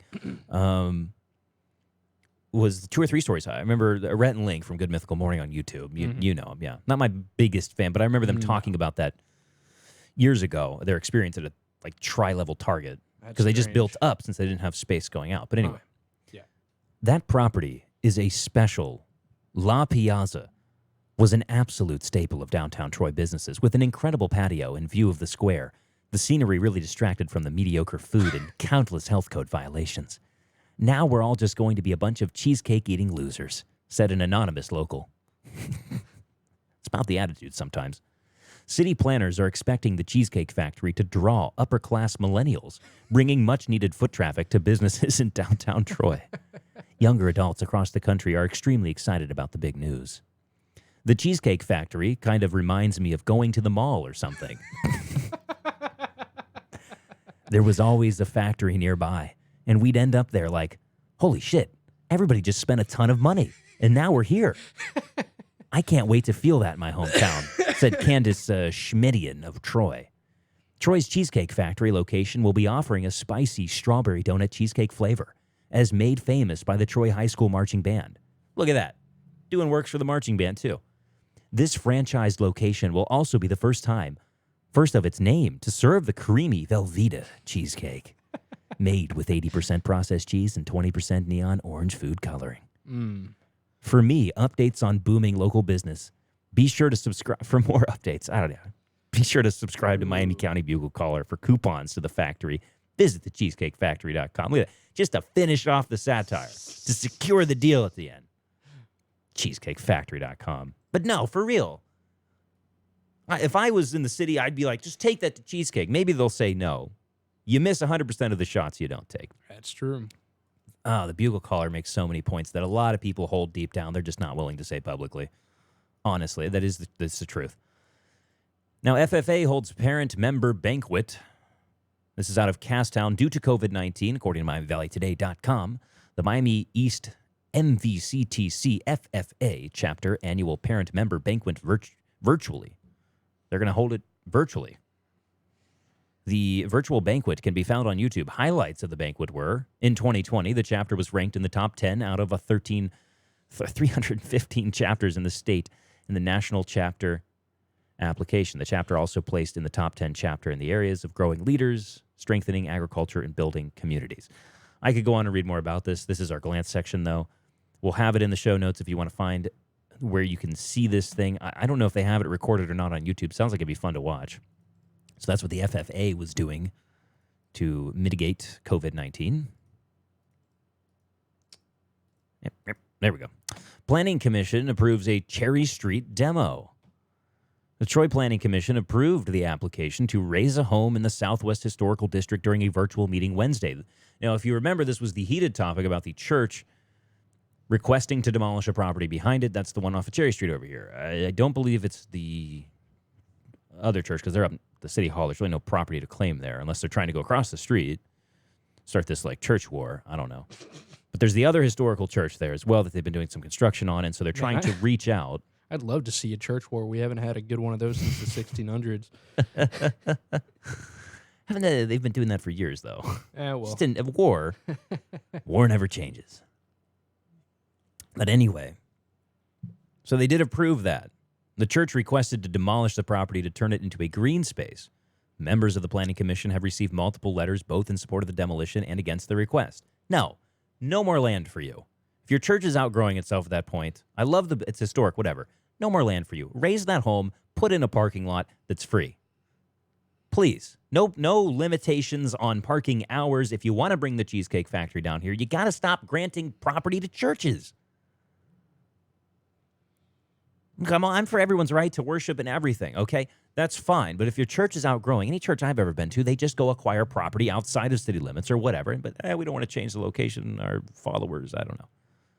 They already have a huge parking lot. It's bigger than any parking lot that any of the residents or the citizens get down here. They just want to turn it into a green space? Like a park? Put a swing out there? Give us a parking lot. A park, but only for Jesus. That's fair. It's a park as long as you come to our church. He likes grass, too. Yeah, he was a big proponent of grass. He made it. That's why we should bring pot to Piqua. Jesus made that grass. Wait, oh no, grass. Yeah, yeah. Which we've got. We'll bring that up in a second here. But that's my view on it. No, I'm sorry. I have nothing against the church. I'm just saying that there are priorities. Well, what's more of a priority than saving souls? I get it. The argument would go on forever, and you get into some real murky waters with that. But anyway, the pot joke about Piqua, they're working on trying to get medical marijuana up there. Some people are not happy about it. I would argue, personally, that the majority are happy about it. There's just some people up there that the Let's Change Piqua guy is the most prominent one I've seen. And usually I'm pretty on board with it, or I get where he's going. I get he's trying to make a principled stance out of it. But I'll see how that unfolds. I think everyone knows my opinion on it. Bring it. Just bring it. People shouldn't have to drive for a prescription that far. And the revenue sources have been proven. And there's a lot of, what are those arguments called where you don't really, there's no evidence. You're just arguing based off of personal experience or that one guy that I know. And that's why I think everyone else should have using it. anecdotal evidence. Yes, anecdotal evidence. Yeah. Which I'm sure we've been guilty of. But yeah. But I like to be self-aware about it sometimes. A town hall is upcoming from Congressman Warren Davidson, Republican in Ohio, out of the, I believe, 8th district here. Will be hosting a telephone town hall at 7:15 p.m. Wednesday, June 17th. Thank you, Warren Davidson, if you were to hold this on a Monday, for giving us 15 minutes of people being able to tune in before they had to go over there. I appreciate it. But that's the old terrestrial side of me. Time slots.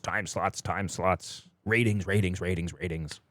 I don't care what it costs. Integrity, throw it out the window. We need ratings. But anyway, he's doing it on Wednesday, June 17th. That's coming up in 2 days.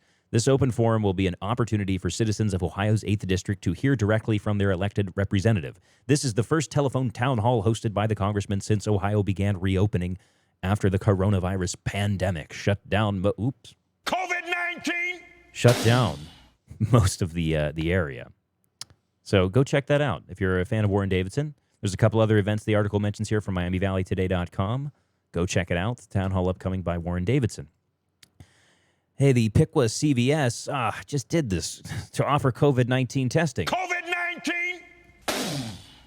Piqua's CVS Health announced on Wednesday that it will expand its COVID-19 testing program by announcing 9 additional test sites at select CVS pharmacy drive-thrus. Now, with a new site we'll be launching at Piqua. I don't know, this article's got a couple grammar things. Not going to harp on it too long, just going to move on. The opening of additional test sites on Friday, June 12th, add to the 34 locations previously opened by CVS Health across Ohio and are among more than 1,200 locations across 33 states and the District of Columbia. Now, you and I went out. We got some video footage of the Kettering test facility that was recently here at the Kettering Hospital here in Troy, the newly built one here. And that lasted for about 2 or 3 days. It's a drive-through process. Don't get out of your cars. They're going to be using a swab from what I've been told here. So if you are a fan of the testing and you want to get it done, that's where you can. If you're not a fan of the testing, just don't go. And I won't blame either person. But there you go. Piqua CVS, June 12th, they're starting that, which was 3 days ago. I can't see here in the article if they're going to be continuing it on, but it does say you need to schedule an appointment. So call to see if it's something that they're still offering. The Troy Farmer Market's open in downtown Troy. So we lose from 7 a.m. to 1 p.m. more parking. But that's okay. There's a green space over at the church. So don't worry about it. Just park on the lawn, and then that's going to become a problem. Why don't they open this in Prouty Plaza? I don't know. I don't know. It's just Cherry Street. That's where the market's at. But why? You trample on the grass. Sometimes I park there, and then there's a bunch of tents with people selling corn. Well, here's the thing. They want downtown farmer's market in the name. The downtown Troy. That's the only thing I can think of. Yeah, but Prouty Plaza's downtown. It's as downtown as you can get. Sydney's is downtown, and they don't block streets to do it. That I Yeah, know. I that's don't correct. think so. I've been to that one. Yeah. Yeah, it doesn't block any streets. You're a man of culture. You get them fresh veggies on a Saturday morning. Well, it's Thursday at night, I think, for Sydney's. But anyway, no one's really parking down. I mean, other than residents. Thanks for thinking of us. I've had the hook under my car out there. A friendly Troy police officer wrote me a nice $75 ticket for that. Well, you just should have read the sign. I got to park down here. I don't think about it every night. I just happened to get up early that Saturday morning, a really weird occurrence for me. And I walked outside, and I came around the corner, and I thought, what are these tents? Didn't I park my car here last night?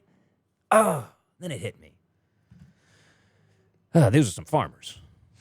And, yeah, I came around the corner. The guy was putting the hook under my car, and I just stood there, and the cop took a second to recognize, "Is this your car?" Yeah. Well, give me your ID. Move your car over in that parking lot. Well, what, you want me to drive without my ID? I didn't tell him that. I thought it. Oh, I'm a cop. It's okay. I'll waive the law here for safety of the farmer's market. And he said, you'll have to talk with the tow guy whether he bills you or not. And I looked at him, and he said, I didn't hook it yet. Otherwise, I have to charge you. Don't worry about it.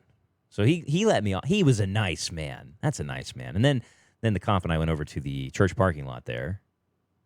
And since it was an actual cop, and not our friendly parking American Fascist. Yeah, that's the word.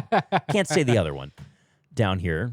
That we're not the only ones who call him that here. Figure okay? out some good alliteration for that. And that's the thing. So if it's him that catches you, it's like a $20 thing. If it's an actual police ticket, it goes down as a non-moving violation, and it's $75 because I dared to park in a parking spot. To park where no man has parked before in June at 7 a.m. to 1 p.m. on Cherry Street. That I pay for, that I need to park there. We already have a parking issue. And I know it's Saturday, so it's not the most busy day for parking in downtown businesses, but why not? Get some more weekend business down here. I don't like to feel dead in the downtown scene. I like to come down here. Things are moving along. It's a beautiful downtown. If the lights weren't detracting from the beautiful buildings every time. Find places to put your lights, but please take the Christmas lights down. I liked them at first. We're into June now. I feel like it's Christmas. I feel like a tornado's about to go over my head. It's bringing up bad memories of January. Please take the lights down. It's too bad the tornado didn't tear the lights down for us. I mean, then we got to pay for that. I'd rather them just put them away, box them up, Or store turn them off. Like if you off. you don't want to pay somebody to take them up and down every year, just unplug them. Christmas lights don't last that well in weather like that for long periods of No. time. So anyway, I like where she's going with it. I really do. I need a little bit more light, bring some more neon signs, kind of like the Indian sign hanging out over the buildings down there. Maybe just amp up the lights. I'm all for it. Put a LED strip. I was talking about this. I was walking around Treasure Island the other night, just going down there and seeing where my $1 million lighthouse, make sure it was still there. No one had graffitied it yet or anything. And I did. I will say, walking around Treasure Island the other night, I caught a much better feel for what they were doing there. Now, here's my only issue with what they did. I feel like Prouty Plaza should have been last, or not Prouty Plaza, Treasure Island should have been last on the improvement page. Like, it was like the last thing that needed improvement. Don't get me wrong. It needed some improvement down there. But it should have been the last thing. They got this really cool, and we're going to talk about it on an upcoming show that I've seen on their website, and I want to make sure we it true to this because I really like where they're going with this. Riverfront Development Project downtown, and just really cool stuff. Bringing it into the 21st century for Troy, and without ruining the scenery too much and keeping it a small town feel still. So go ahead. Spend that money when the efforts of bigger projects are paying off. Don't spend it. But we know Beamish needed to make that part of his legacy, so I get the timing behind it. And it is nice. It's a welcomed improvement, but just a little bit backwards, in my opinion. So I'm walking down there. I'm getting a better view, and I turned to my girlfriend, and I said, why do they not put a light strip across the bridges? Because I've driven truck for a while, about 2.5 years, and I go through a lot of small towns, and every once in a while they just have a big LED light across their bridges, like a strand that would just accent the bridge. Louisville, big proponent of that. Like, they got so many bridges down there on the Ohio River, and they got them all lit up. I don't know how much that costs a year. I'm all for it, though. I think that would be nice accents. If you want to bring more lights into the downtown, that's fine, but it's not Christmas, okay? And now, if you are going to keep them up on the trees, and that's the decision you come to, whatever, please make them multicolored in Christmas so I can differentiate between the two. and have a different feeling, because now it just feels like you wear out the feeling. It's why people take their Christmas lights down and their decorations down, no matter how much they love Christmas and want to sing the songs in July. So I get it. But the farmer's market, speaking of lights, please move it. Prouty Plaza, the levee, or maybe the pedestrian bridge we might get between the two bridges now. Widen that thing when you put it in. Here's a recommendation. If you do, please do. I've seen the images. It looks great. It's like a wire bridge, right? Is that what they call them? Suspension bridge? Suspension bridge, yeah. Yeah. Because it's got the big cables and wiring that holds it up, and it's got one peak in the middle that the cables go up to. It looks really cool. Just make it wide, and then just put the tents on either side, and then foot traffic is supposed to be what this bridge is used for. And then that bridge can lead into the downtown when the festival happens. You can put half the festival on that bridge, make it so that it can support it, make it so that people aren't falling off the thing and whatnot. Put it on there, have this cool bridge scene going on, and then they can walk directly down by the water power plant thing over there off the riverfront, over by the court safety building, courthouse area. And then they can walk over to the festival in the downtown. And now you have no mud to worry about whatsoever. By then, hopefully, they'll have these nice buildings on the riverfront on the other side by the stadium. And then that'll increase foot traffic on the levee there with all those buildings. Kind of a green atmosphere is what I get from it. Keeps the trees, keeps the walking paths, adds a walking path down by the river when it's not flooded. And you can go down there in the summertime and walk as well. Gives us more concrete and less goose crap. You know, we probably have to clean the sidewalk still, but they can just pay a guy. If they can pay a parking guy, they can pay a guy with a brush to go down there. It'll create a nice government job, probably $15 an hour or more. And, yeah, we'll have foot traffic. And it's with now the foot traffic, okay, this is not going to ruin anything over there with this development, because what it'll do is it'll give you walking distance to all these little restaurants and storefronts on the river, a river access point for canoes and whatnot. Maybe they started a stopping point before they hit the dam. They can get off and have some food while they wait on the van to come pick them up and bring them back to their original location. It gives you that element, gives you maybe a ferry or whatever between Treasure Island's, restaurant area in the cove there to the shopping area over by that. It offers better access to the floating tents that they do on the river now that you can sleep out on the river overnight in. And then it puts you in walking distance of Troy Park, which you just put that bicycle path in there. All right, you've got a crosswalk with that brand new historic bridge there, lookout areas, maybe put some binoculars up there. We just keep going on here, okay? So then you're now within walking distance of a shopping plaza, food, the Troy Aquatic Park, Hobart Arena, the Troy Park, and if you want to reflect, the cemeteries over there. Oh, and not to mention, when the kids get out of school, it gives them somewhere productive to go and use their time. My God. It is an exciting time for Troy in the next 10 years, if done properly, and we need to hold them to that. Show up. Make sure you voice yourself, all right? I'll be there. I'm promoting this thing all the way. I really love the aspect that they're doing with it, and I think this would solve a lot of issues like Cherry Street. Why? Please, get it off there. Maybe that's your plans in 10 years. I don't know. Make it part. It can still be close to downtown. How about you be innovative instead and be the first over-the-river farmer's market? The farmers could literally fish off the side of the thing, pull up a fresh catch. You want Pull up a fresh goose. as the song goes. Morning, ladies. You know what I'm referring to. You don't? Oh, come on. Wait a minute. I'm lost. Oh, my God. It's a classic. Anyway, I'll just allow the people who got it to get it. But anyway, that's the farmer's market's now open, if you hadn't catch that bit. I guess Saturday morning, 9 a.m. to 1 p.m. But you can't park there from 7 a.m. to 1 p.m.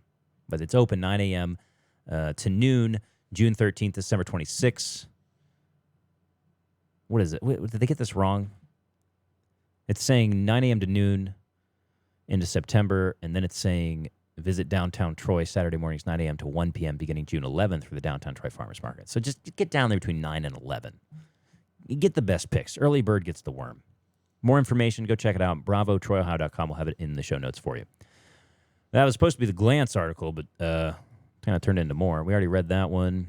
We're on to Shelby County to begin adoption process for French bulldogs seized in house fire. We're big animal supporters and lovers here at the Troy Show, and good wholesome doggers are close to my heart, Nathan's as well, and our call screeners.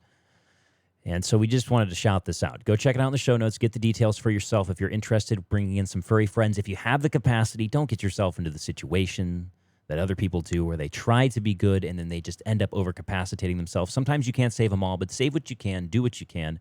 Go check it out. This is courtesy of WHIO.com over in the show notes. Sydney seeking a new fire chief, just in case anyone else runs into the rainbow or comes out of the rainbow and runs into something down there. The search is on for a new fire chief for the city of Sydney. Brad Jones, the current chief of Sydney Department of Fire and Emergency Services, is retiring in October. The city posted the first fire chief position on the city's website Thursday afternoon, June 10th. Jones has not yet set a definitive last day for retirement. That's according to SydneyDailyNews.com. If you would like to take your shot at being a fire chief, if it's been a childhood dream of yours, again, we'll have it in the show notes. Go check it out. Might be up your alley. Now, on the flip side of that, in Troy, according to the DaytonDailyNews.com, Troy is able to fill firefighter jobs thanks to an agreement. As communities of all sizes struggle to fill fire department positions, Troy has hired 7 new firefighters, thanks in part to an agreement this spring with the department's union. As of April 15th, the fire department had 6 vacancies following retirements and resignations of employees heading to other jobs. A memorandum of understanding with the International Association of Firefighters, Local 1638, authorized by the Troy City Council this spring, helped fill the city's needs. The MOU, as it's known in the business, allowed creating a basic firefighter position made up of firefighter emergency medical technician designation. It also cleaned the way for the city to create an EMT salary and hire up to 6 at any time, as long as they are enrolled in a paramedic program. I sure hope they would be. Said Patrick Titterington, the city's service and safety director. When the paramedic certification is obtained, the employee would be promoted to paramedic immediately. If you want to read a little bit more details about that, some good news for Troy there in the firefighting department. Fresh from the farm. What's this one about here? The Burns Green Leaf, keeping local farmers markets clients fed. I don't know what MKT stands for. You have a guess at that? Not sure. Yeah, I'm not sure either. But this is old school. Man, this is years ago. Remember this? TDN-net.com. All right? Still kind of there in some form. I don't know what their plans are still. By Mike Allry here. As growing season shifts into high gear, local produce farmers Joel and... MKT is market. What? Yeah. Just add an AR and an E, and we're good. I don't... Yeah, the kids will find this abbreviation hip. We'll just throw this. People will be texting MKT. You did, Nathan, you didn't know MKT meant market. No, Come on. No. I text it to you all the time. I started reading a little bit, and then they print it right here. How do you do, fellow kids? Anyway, as growing season shifts into high gear, local produce farmers Joel and Maria Burns are working sun up to sundown and then some to meet the needs of their customers, like most farmers do. And they're out there making sure that they are supplied for local farmers markets. Sometimes they come into town here and they sell it at their own stands, usually like Family Video or up the road there on 41. So that's cool to hear that. Farms are back in the flow of things. I've been over to Fulton Farms a couple times. Things going on there. This is weird. We had 2 of these. It's sad stories, so brace yourself a little bit here. According to WHIO.com, 2-year-old Miamisburg boy identified as child killed in Miami County golf cart accident. Now, 2 golf cart accidents have occurred back-to-back here. One of them resulted in a death. I'm not sure about the other one. I'm not getting into the details of here. That's just sad. My point is, don't read this. No law is going to fix this, okay? And that is the harsh truth of this. In fact, there might already be laws in the books about this. I remember getting to ride on a golf cart as a kid was a big deal. They don't have seat belts. They're a big seat. Kids can easily fall out, a bump and whatnot. We need to reinforce responsibility. I'm not completely privy to the details of this here. It's unfortunate for these families. They have to feel terrible. I can only imagine. And my main point here is we need to do better at educating ourselves on this. We need to do better as parents. I am not one of them, but from what I've observed, as an objective outside source to this, we need to do better here. Either make the call that they should be on it or not, or watch them. Because I think this one, he was running up to it. I won't get into details. That's a little too much. But, yeah, that's kind of my message on that one. Oh, goodness. Not again. Businesses adapt to COVID-19. COVID-19! Challenges. MiamiValleyToday.com. Out of Piqua, this is kind of just a piece talking about how businesses are adapting. It's something we've talked about here on the show as well. We've had some business owners on. We've talked to the Troy Area Chamber of Commerce Executive Director, Kathy Roeder. She was kind enough to come up to our studios here and talk a little bit about how the Chamber's been dealing with this. She can give you more of a broader aspect of what the businesses are going through than we can, because she and her organization over there, being the Executive Director, are far more involved with these local businesses than we are here. And I know a couple local business owners in the area, and I've gotten to field their perspectives on this. But, go check out that interview. We had her up here. Of course, we just had a young business owner here in town, Vic from Victory Recording Studios. He talked a little bit about the challenges he faced. Steve Looper, owner of JoJo Vapes, Troy and Sydney here in town, talked to us a little bit about the challenges they faced, how they were adapting to make sure their consumers were okay. So this is a cool piece to go over and read there at MiamiValleyToday.com. Headline: Businesses Adapt to COVID-19 Challenges. And I think it's best we get the word out for these businesses.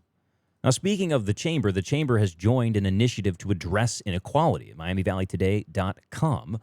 Once again, today, the Troy Area Chamber of Commerce announced it is partnering with the U.S. Chamber of Commerce on a national initiative to address inequality of opportunity. The Troy Chamber will join the U.S. Chamber's National Town Hall event on June 25th, where business and community leaders will discuss concrete actions that can be taken by government and the private sector to address inequality through education, employment, entrepreneurship, and criminal justice reform. The Chamber, as a partner of this, will host local and industry dialogues to further the discussion. Director Kathy Roeder, Executive Director: "It is important for the Chamber to step up and lead during this time. The Chamber is a champion for the Troy community and looks forward to the opportunity to bring community and business leaders together to work for opportunity equality for all Troy citizens. The moral case for greater diversity, equity is what it says. I don't know if they meant equality, but equity and inclusion in the workplace is indisputable. And there's overwhelming evidence that greater diversity benefits the American economy, business, communities, and employees." Well, That's coming from U.S. Chamber President Susan Clark. the difference between equity and equality is it's essentially equality of outcome versus equality of Equity, opportunity. yeah. No, I get it. I yeah. just sometimes I wonder, when they're that close, because we've been exposed to them constantly doing typos. And that's why it's like it's hard for me. I don't like to get like, oh, you made a typo, your whole argument sucks. I'm not that guy.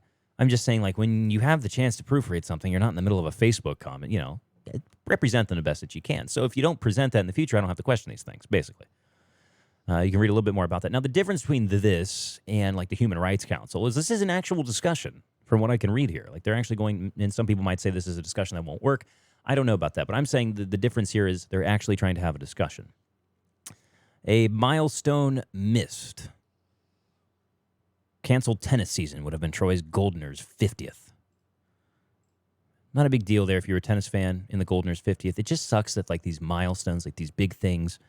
I mean, I don't say it's not a big deal. It was to those folks, but it just kind of sucks that COVID has canceled these things that were running for so long. It's a tradition, and they couldn't do them in any form. However, tennis courts are open. Just saying. It's not like they can't. They canceled it, though. But the tennis courts are open. Basketball courts aren't.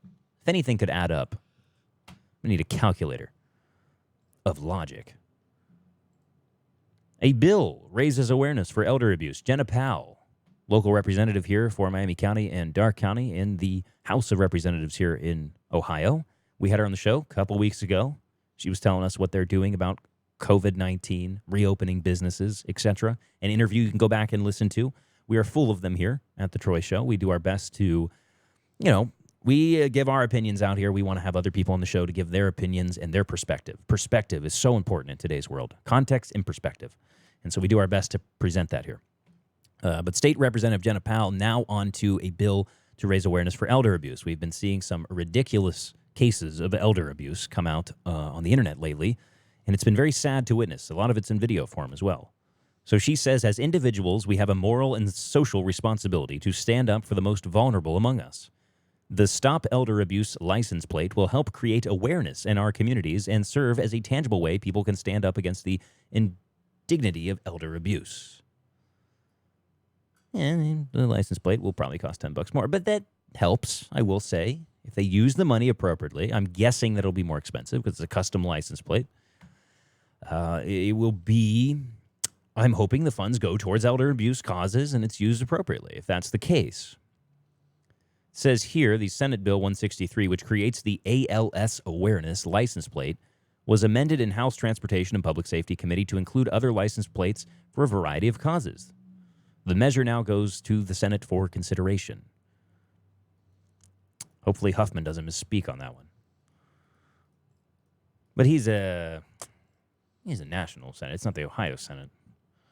Now, Lincoln Community Center, they're reopening over there. This has been kind of going on for a while. They've been under renovation. There's been a little bit of heat about, how its street traffic will increase, but it's a good thing. I mean, Lincoln Community Center has been working on this for a while. The Lincoln Community Center, according to MiamiValleyToday.com, reopened its facility. See, I'm sorry. It's every article. Okay, it's not like give them a pass. Yep. It's every article almost. Now, this is effective Monday, June 15th. In doing so, the highest priority will be put on health, safety, and security for patrons and staff in the aftermath of COVID-19 pandemic. COVID-19. The LCC reopening process will be done by meeting the access and usage needs of youth, adults, and seniors in a progressive, conditions-driven process based on local and state health standards, said Executive Director Shane Carter. If you want to read a little bit more, if you're interested in checking out what the Lincoln Community Center has to offer, go over there and check it out. Last article of the night here, Hometown Advantage. Now, I wanted to point this out because we do have some images. This is our last article of the night, but there's some images we got to roll through and riff on. Yeah, it's State Daily News. You got to resize the entire thing because it's posted in an e-paper version instead of this, and it's like a plain text, and the whole thing get resized. I don't know. That doesn't do anything for Is me. there anyone who understands the digital age of websites at print editions? It's like they had to transition so quickly. They just don't have any understanding of like what a good website design really is.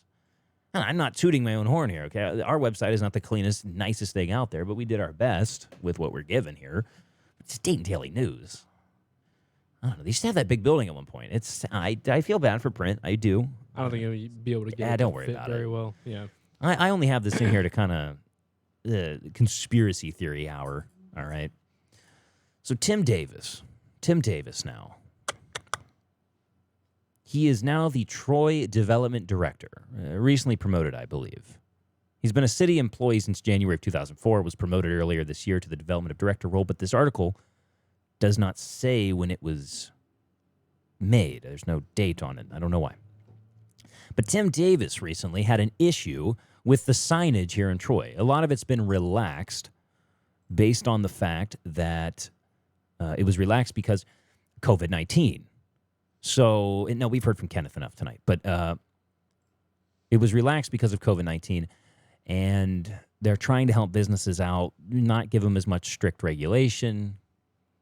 Why would reducing regulations help business? I thought they were supposed to make I don't know. That's just something to think about. Ponder over in your noggin. Give your noggin a jog in there. But anyway, I see this post in one of the various Troy, Ohio citizens groups, and it's the owner of Jay and Mary's bookstore over there saying how she's under fire for wanting to move her son. We have an image of this up, right? Yeah, go ahead and cancel out the old Piqua image. But she's over there saying, this is me not having my S Pen. Sorry for the pixelation. Tim Davis, who is in charge of Troy signage, is demanding all signs that say "We are open" are to be taken down due to unattractive to Troy.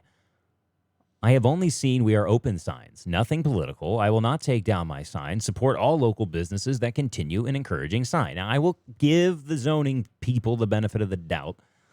All right, I get there's some science behind flashing lights, distracting people on the road. They can only blink. This is something that does happen. There's a seconds per blink or how quickly a sign can change, things like that. I'm all for beautifying a city. Don't worry. I'm with you on that.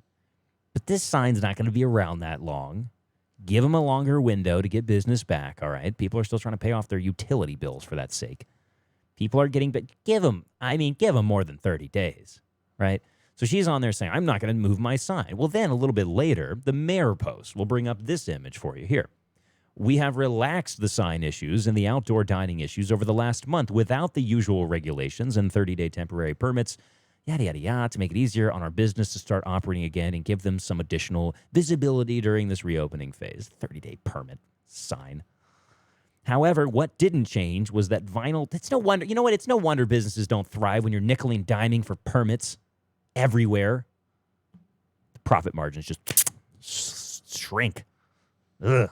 However, what didn't change was that vinyl-type banners must be attached to the building. I don't know if they charge for that permit. I'd assume they would because there's always a filing fee, a processing fee, usually in these cases.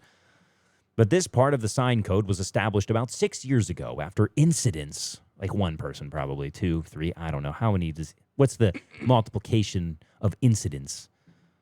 Causing some accidents and damages to vehicles because, well, then the code needs to be that your sign must be secured. It doesn't matter where your sign is at. Yeah, you really shouldn't make a ordinance That's a big or jump. law or whatever just because of one idiot that didn't know how to tie down his sign properly. Right. And if you know who that person was involved in the supposed incident 6 years ago, well, sorry for calling you an idiot, but like, tie your sign down. I mean, I get the risk of life here. But anyway, she's got this vinyl sign. Now, I drove by this weeks ago before this came out. I was driving on that side of town, trying to get my car washed or something like that, and I saw this sign, and you know what I thought when I drove by it? Bookstore, open. Bookstore. All right. Kept driving, I didn't think about it. Because the reality is there's a ton of other stuff that could be flying at me, and I'm looking at the road like a responsible person. So it's mounted out at the front of the signage for Troy Town Park. I think that looks ugly, personally. I think the zoning commission needs to look at that brick wall and that sign. I think it just looks ugly. What is pretty, all right?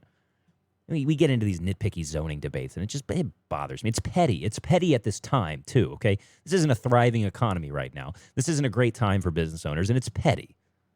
All right? It's just petty. So what happens is this sign gets removed from the front and then gets put up onto the building.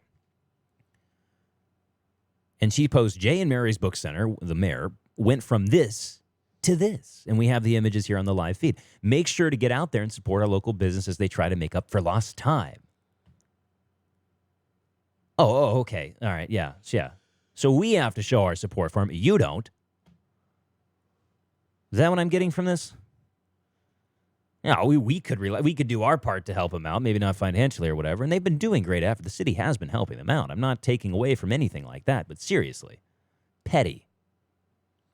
Get over your zoning department for a couple months, you'll be fine. And just make an ordinance or a law that says, hey, you can't murder someone with your vinyl sign or hurt their property or damage them or whatever the case is. Tie it down. Maybe they're open for inspection, right? And it's, okay, marked here, sign was not properly secured, dock them some points or whatever, some merits, give them some demerits. I don't know. Do whatever it is that you do at zoning. And then they posted a little ad here, 15% off Jay and Mary. By all means, please go support. It's a great bookstore. All right. But they moved the sign up onto the building. Now, when I went into the comment section, there were obviously people calling this out for being petty. There was another guy who said he was in the sign business. This is alleged comments in a Facebook thing. And he says he cringes every time that he sees a sign on the side of a building like this because he either puts them up or designs them or sees them a lot, right? And we still got some images to roll through here. Right. But anyway, he sees these signs, right? And bolted into the side of this brick wall. Well, here the sign was fastened, I would assume securely from the photo, or had a better chance of being fastened securely from the photo than it would be on the wall. Now it's got these things, and it's up higher, so the wind can catch it easier, as before it was between two things. I'm just looking at this logically. There's no reasoning that it has to be up on the building. It's just how it looks. It just looks better on the building. It's our zoning. Beautiful Troy. Beautiful town. They do a lot of great nitpicky work to keep it that way. But seriously, let's not get too lost in the petty stuff here, okay? Let's not do that. This is a hard time for business owners, and she wanted to take a stand for her sign, and she probably put it out there innocently, and, then someone came along and said, well, you can murder someone with that sign. And she, well, of course she doesn't want to murder. She owns a business, wants to protect her consumers, so she moves it up on her building. I don't blame her at all in this. I don't even want to drag her into this, really. It's just like they made this an issue.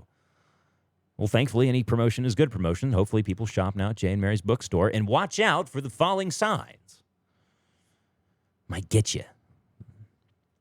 Vinyl at one time was a good thing. We've been watching out for fallen bricks for... Oh, yeah. Hey, yeah, well, you're adjusting the signs because they're so damn dangerous flying around on people's cars. How many times you see it? It's like Pooh Bear's blustery Wednesday out there in Troy. It was just, a tornado.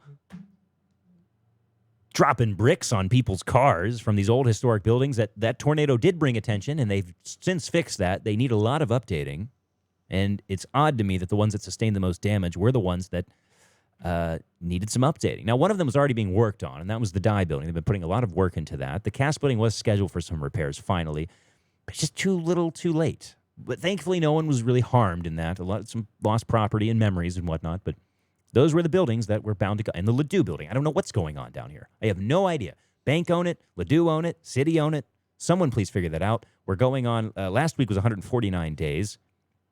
I'm about to go out there and rename it the first beautiful, historic downtown autonomous commune. If you don't get those barricades out of the way, I'm going to put that section to use for something. But seriously, you should be more concerned about falling bricks and the fact that people have to walk into a dark alley at night, walk out onto the road or whatever. They have to take their pick of 3 death options to get around that area. And it's just sitting there with, like, no update, really. And I think she might have gave one back on the renowned Troy Cares show or whatever that is, YouTube studio setup. And, I don't know, just please, anything. I've been waiting for a word on this for weeks. Just fix it. Now, is he going to bring an autonomous Seattle commune to Troy? No, not going to do that. It's a joke. Not yet. Satire. Yeah, not yet. Now, Mr. Show some respect, might. I don't know. We'll find out. We'll find out. There's plans in the works here. But Tim Davis, so it's Dayton Daily News. I don't know. She posted an article about who is Tim Davis. Boom, he gets his own Dayton Daily News article. Odd timing on that one. Odd timing. Just conspiracy theory. Okay. Oh, this guy's under fire. We got to show. He's been with us 2004. He just really cares. I'm not saying he doesn't. But seriously, like sometimes I think these bureaucrats just get too caught up in their work to the point where it's like, come on, vinyl sign. I'm just saying. I digress on that. I think we've tried to give every side fairness here. I get where they're coming from on this, but seriously.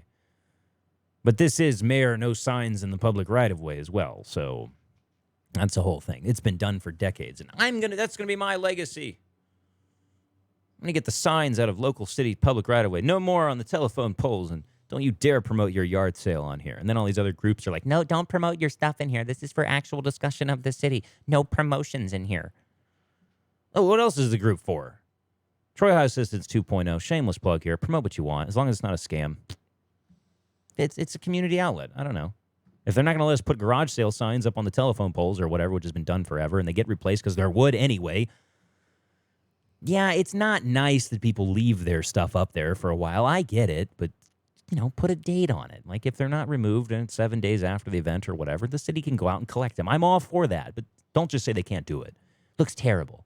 Oh, God, Michael Bloomberg, a Republican town. His signs are showing up. The opposition. I don't remember. Now, this was a while ago. Don't quote me. I'm just making another observation.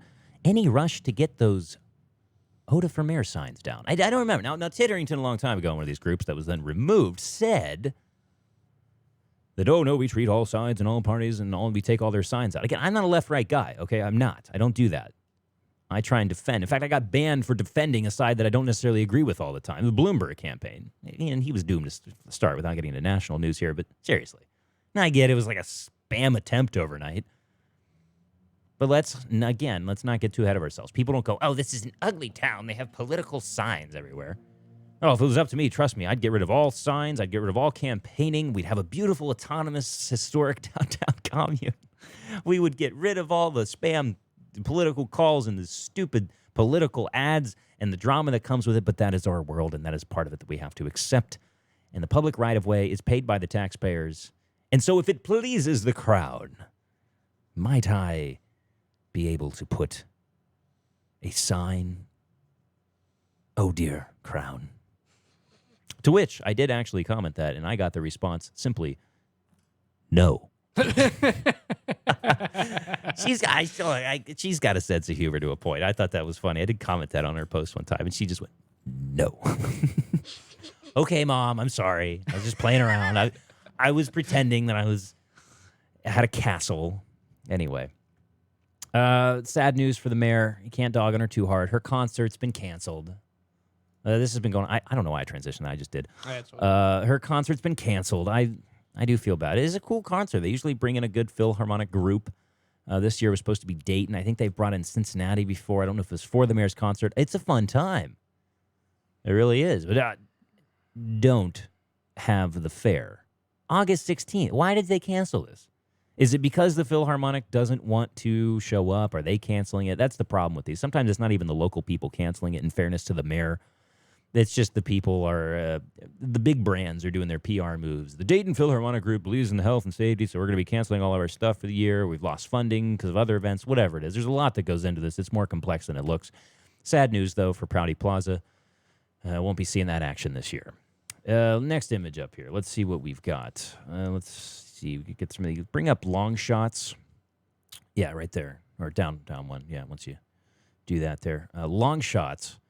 I was really happy to see this. Been wanting to see this for a while. I got to go check it out in person. This was posted before last week's show. I didn't get around to it, though. Our guys were working on something big today, brought in an extra muscle from a few Troy football players. More to come. This is the Long Shots driving range. Now, if anyone doesn't know, the driving range that was previously on that property burned down. I have my suspicions about insurance claims. Never was able to prove it. I haven't seen it. Kind of odd. But it burnt to the ground. It was a pro shop / driving range. You could go get golf stuff there. I learned to golf there at the age of 14. They had great golf instructors. That guy would put it right on the flag every time. Great golf instructors, a great facility, a little rundown. It needed that improvement. A great piece of property out there. The only downside as a golfer is there's cars going by you. But I view that as a plus because that trains me to golf even in noise. And there's a train that runs back along the 300 or 400 yard spacing out. So there's a train that runs back there. But they're finally, it looks like they're getting around to the putting greens and chipping greens, and I'm excited for that. Like, I am excited. Please put putting holes in there. It's the one thing I don't like about Miami Shores is there's no hole to drop the ball in on their chipping green. You can only chip. You're not allowed to putt. It's ridiculous. I'm still going to putt on it. I need to learn how to putt somewhere. So it's not that hard. Provide a putting facility. And so I really hope that. It's the kind of the one-up. The two things that Long Shots kind of has over Miami Shores is the fact that they have the indoor facility, the two-decker facility. Been there as long as I can remember. My brother learned golf there. I learned golf there. And I was sad to see it go because I would run up to the A&W and get a root beer every once in a while as a kid, teenager, golfing, hot day. Get a cold brew at the A&W. You've been there as a kid. Cream soda, please. And I'm glad to see that they're finally getting to construction because it's been promised for a while. But they're updating the place over there. Let's see what's next here. I think we've pretty much covered everything here. Waco. Yeah, we'll bring up Waco or Wacko. I always keep hearing new renovations of that. They are planning a reopening event at the Air Museum over there, 1865 South County Road, 25A in Troy. It's going to hold its grand reopening June 20th through 21st, same day as the city championship. 10 a.m. to 4 p.m. Food trucks will be available from noon till 5. Well, if I get out of the golf tournament, we'll try and go over there and cover that. How's that sound? On one of the days. We'll get some food trucks. Sure. I love food, events with food. And then there's one more, and then we are pretty much wrapped up for the night. And again, if you're just now tuning in, or if you're wondering, we had some complications starting the show tonight. We have the full recording that we're going to be uploading tomorrow. Week EF0 from WHO. This was like a couple weeks ago. I found this hilarious. So now there's the definition for week EF0. All right. We experienced an EF0 in January here.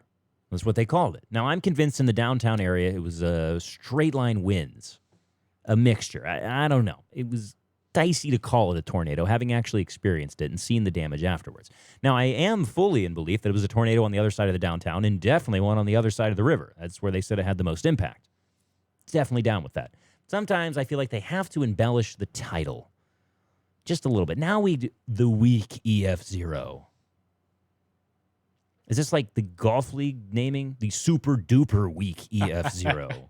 Now, at least they have a reason for the super duper senior. I get it. It's an age category. You got to come up with a name for it. But, I mean, what's next? Because, like, the tornado was only a tornado in January because it was like a mile or two per hour faster than straight line winds and had some rotation to it. So I'll give them that. And I can see the damage in the trees in the cemetery in the historic district and the high school neighborhood over there. Man, 55. I just think you're being paid off by big weather, man. Won't you talk about my AccuWeather ties?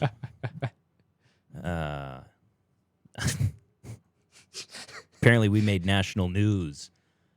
They put up this new weather camera on one of the buildings down here. Oh, And, yeah, I remember that. Uh-huh. Yeah, it's their downtown cam. They had to switch it because they're working on the cast buildings where the other one was located at for a while. It's a live stream on the city's website. You can go see what's going on in the circle You know, you can actually go on the website. You don't even have to go out of your house to see this, actually. You just zoom in. There's no Cheesecake Factory logo out there. There ain't nothing down there. So seriously, don't worry about it. They provide you these options. It's a really cool view. And so the National Weather Channel or something like that, once on the hour, would cut to their camera for a day. They were presenting a local neighborhood. Now, I don't know if this was something they just discovered on their own or someone from the city was like, hey, they got this new weather cam. Could you maybe give us a little PR? And I'm all for that. I'm a PR guy, okay? I work in media. I get it. I'm all down for that. It's not about what you know sometimes, it's about who you know. But then that brings me back to my the conspiracy wheels start turning. How hard would it be if someone knew someone in the city who knew someone in the National Weather Service who then came out and said, yeah, if you could just give us an EF0, it'll look a little better on the history books. If you just blow this thing out just a smidge, just a little white lie, it's a mile an hour faster. Can't you just call it an EF0? Not saying it happened. Have no evidence whatsoever. It just keeps my wheels turning. I'm a thinker. You got to be thought-provoking in a talk show. As always, we open the phone line up, 937-696-7572. BeautifulTroyShow@gmail.com is where you can get in touch with us. If you disagree with me, want to yell at me, or you got something you want to send me. We look at it. We can't get to everything. And to be frank, we can't get around to everything. And maybe we don't quite have as much interest in some things, to be honest. But we try to cover and present things fair as best we can. Facebook.com/Beautiful Troy Show. Appreciate you tuning in tonight through all the technical stuff. Go check out Vic over at Victory Recording Studio, special guest tonight. And we try and make the local news a little bit more fun here. It's a small town atmosphere. We try and make it a little bit more fun. We'll catch some heat in the process. It's okay. Don't worry about it. We love everybody out there. Join in on the conversation further. Maybe ignore me. Get your own thoughts out there. Let your voice be heard. You know, we kind of separate ourselves from the Troy House Assistants 2.0 group. I don't get involved too much over there other than to welcome people in, tell people what we're about, maybe post something there every once in a while. But it's your place, all right? It's for you. I get enough time to talk on here. Nathan gets enough time to talk. All of our friends here get enough time to talk. It's your voice as the citizen. It's big to us, all right? We get the bureaucratic feel sometimes. You don't get your voice out there. So check it out. Troy Ohio Citizens, Facebook.com/groups/Troy Ohio Citizens. We'll catch you back here next Monday at 7 p.m. Hopefully more kinks worked out. More kinks arise. And remember, this is Troy on air.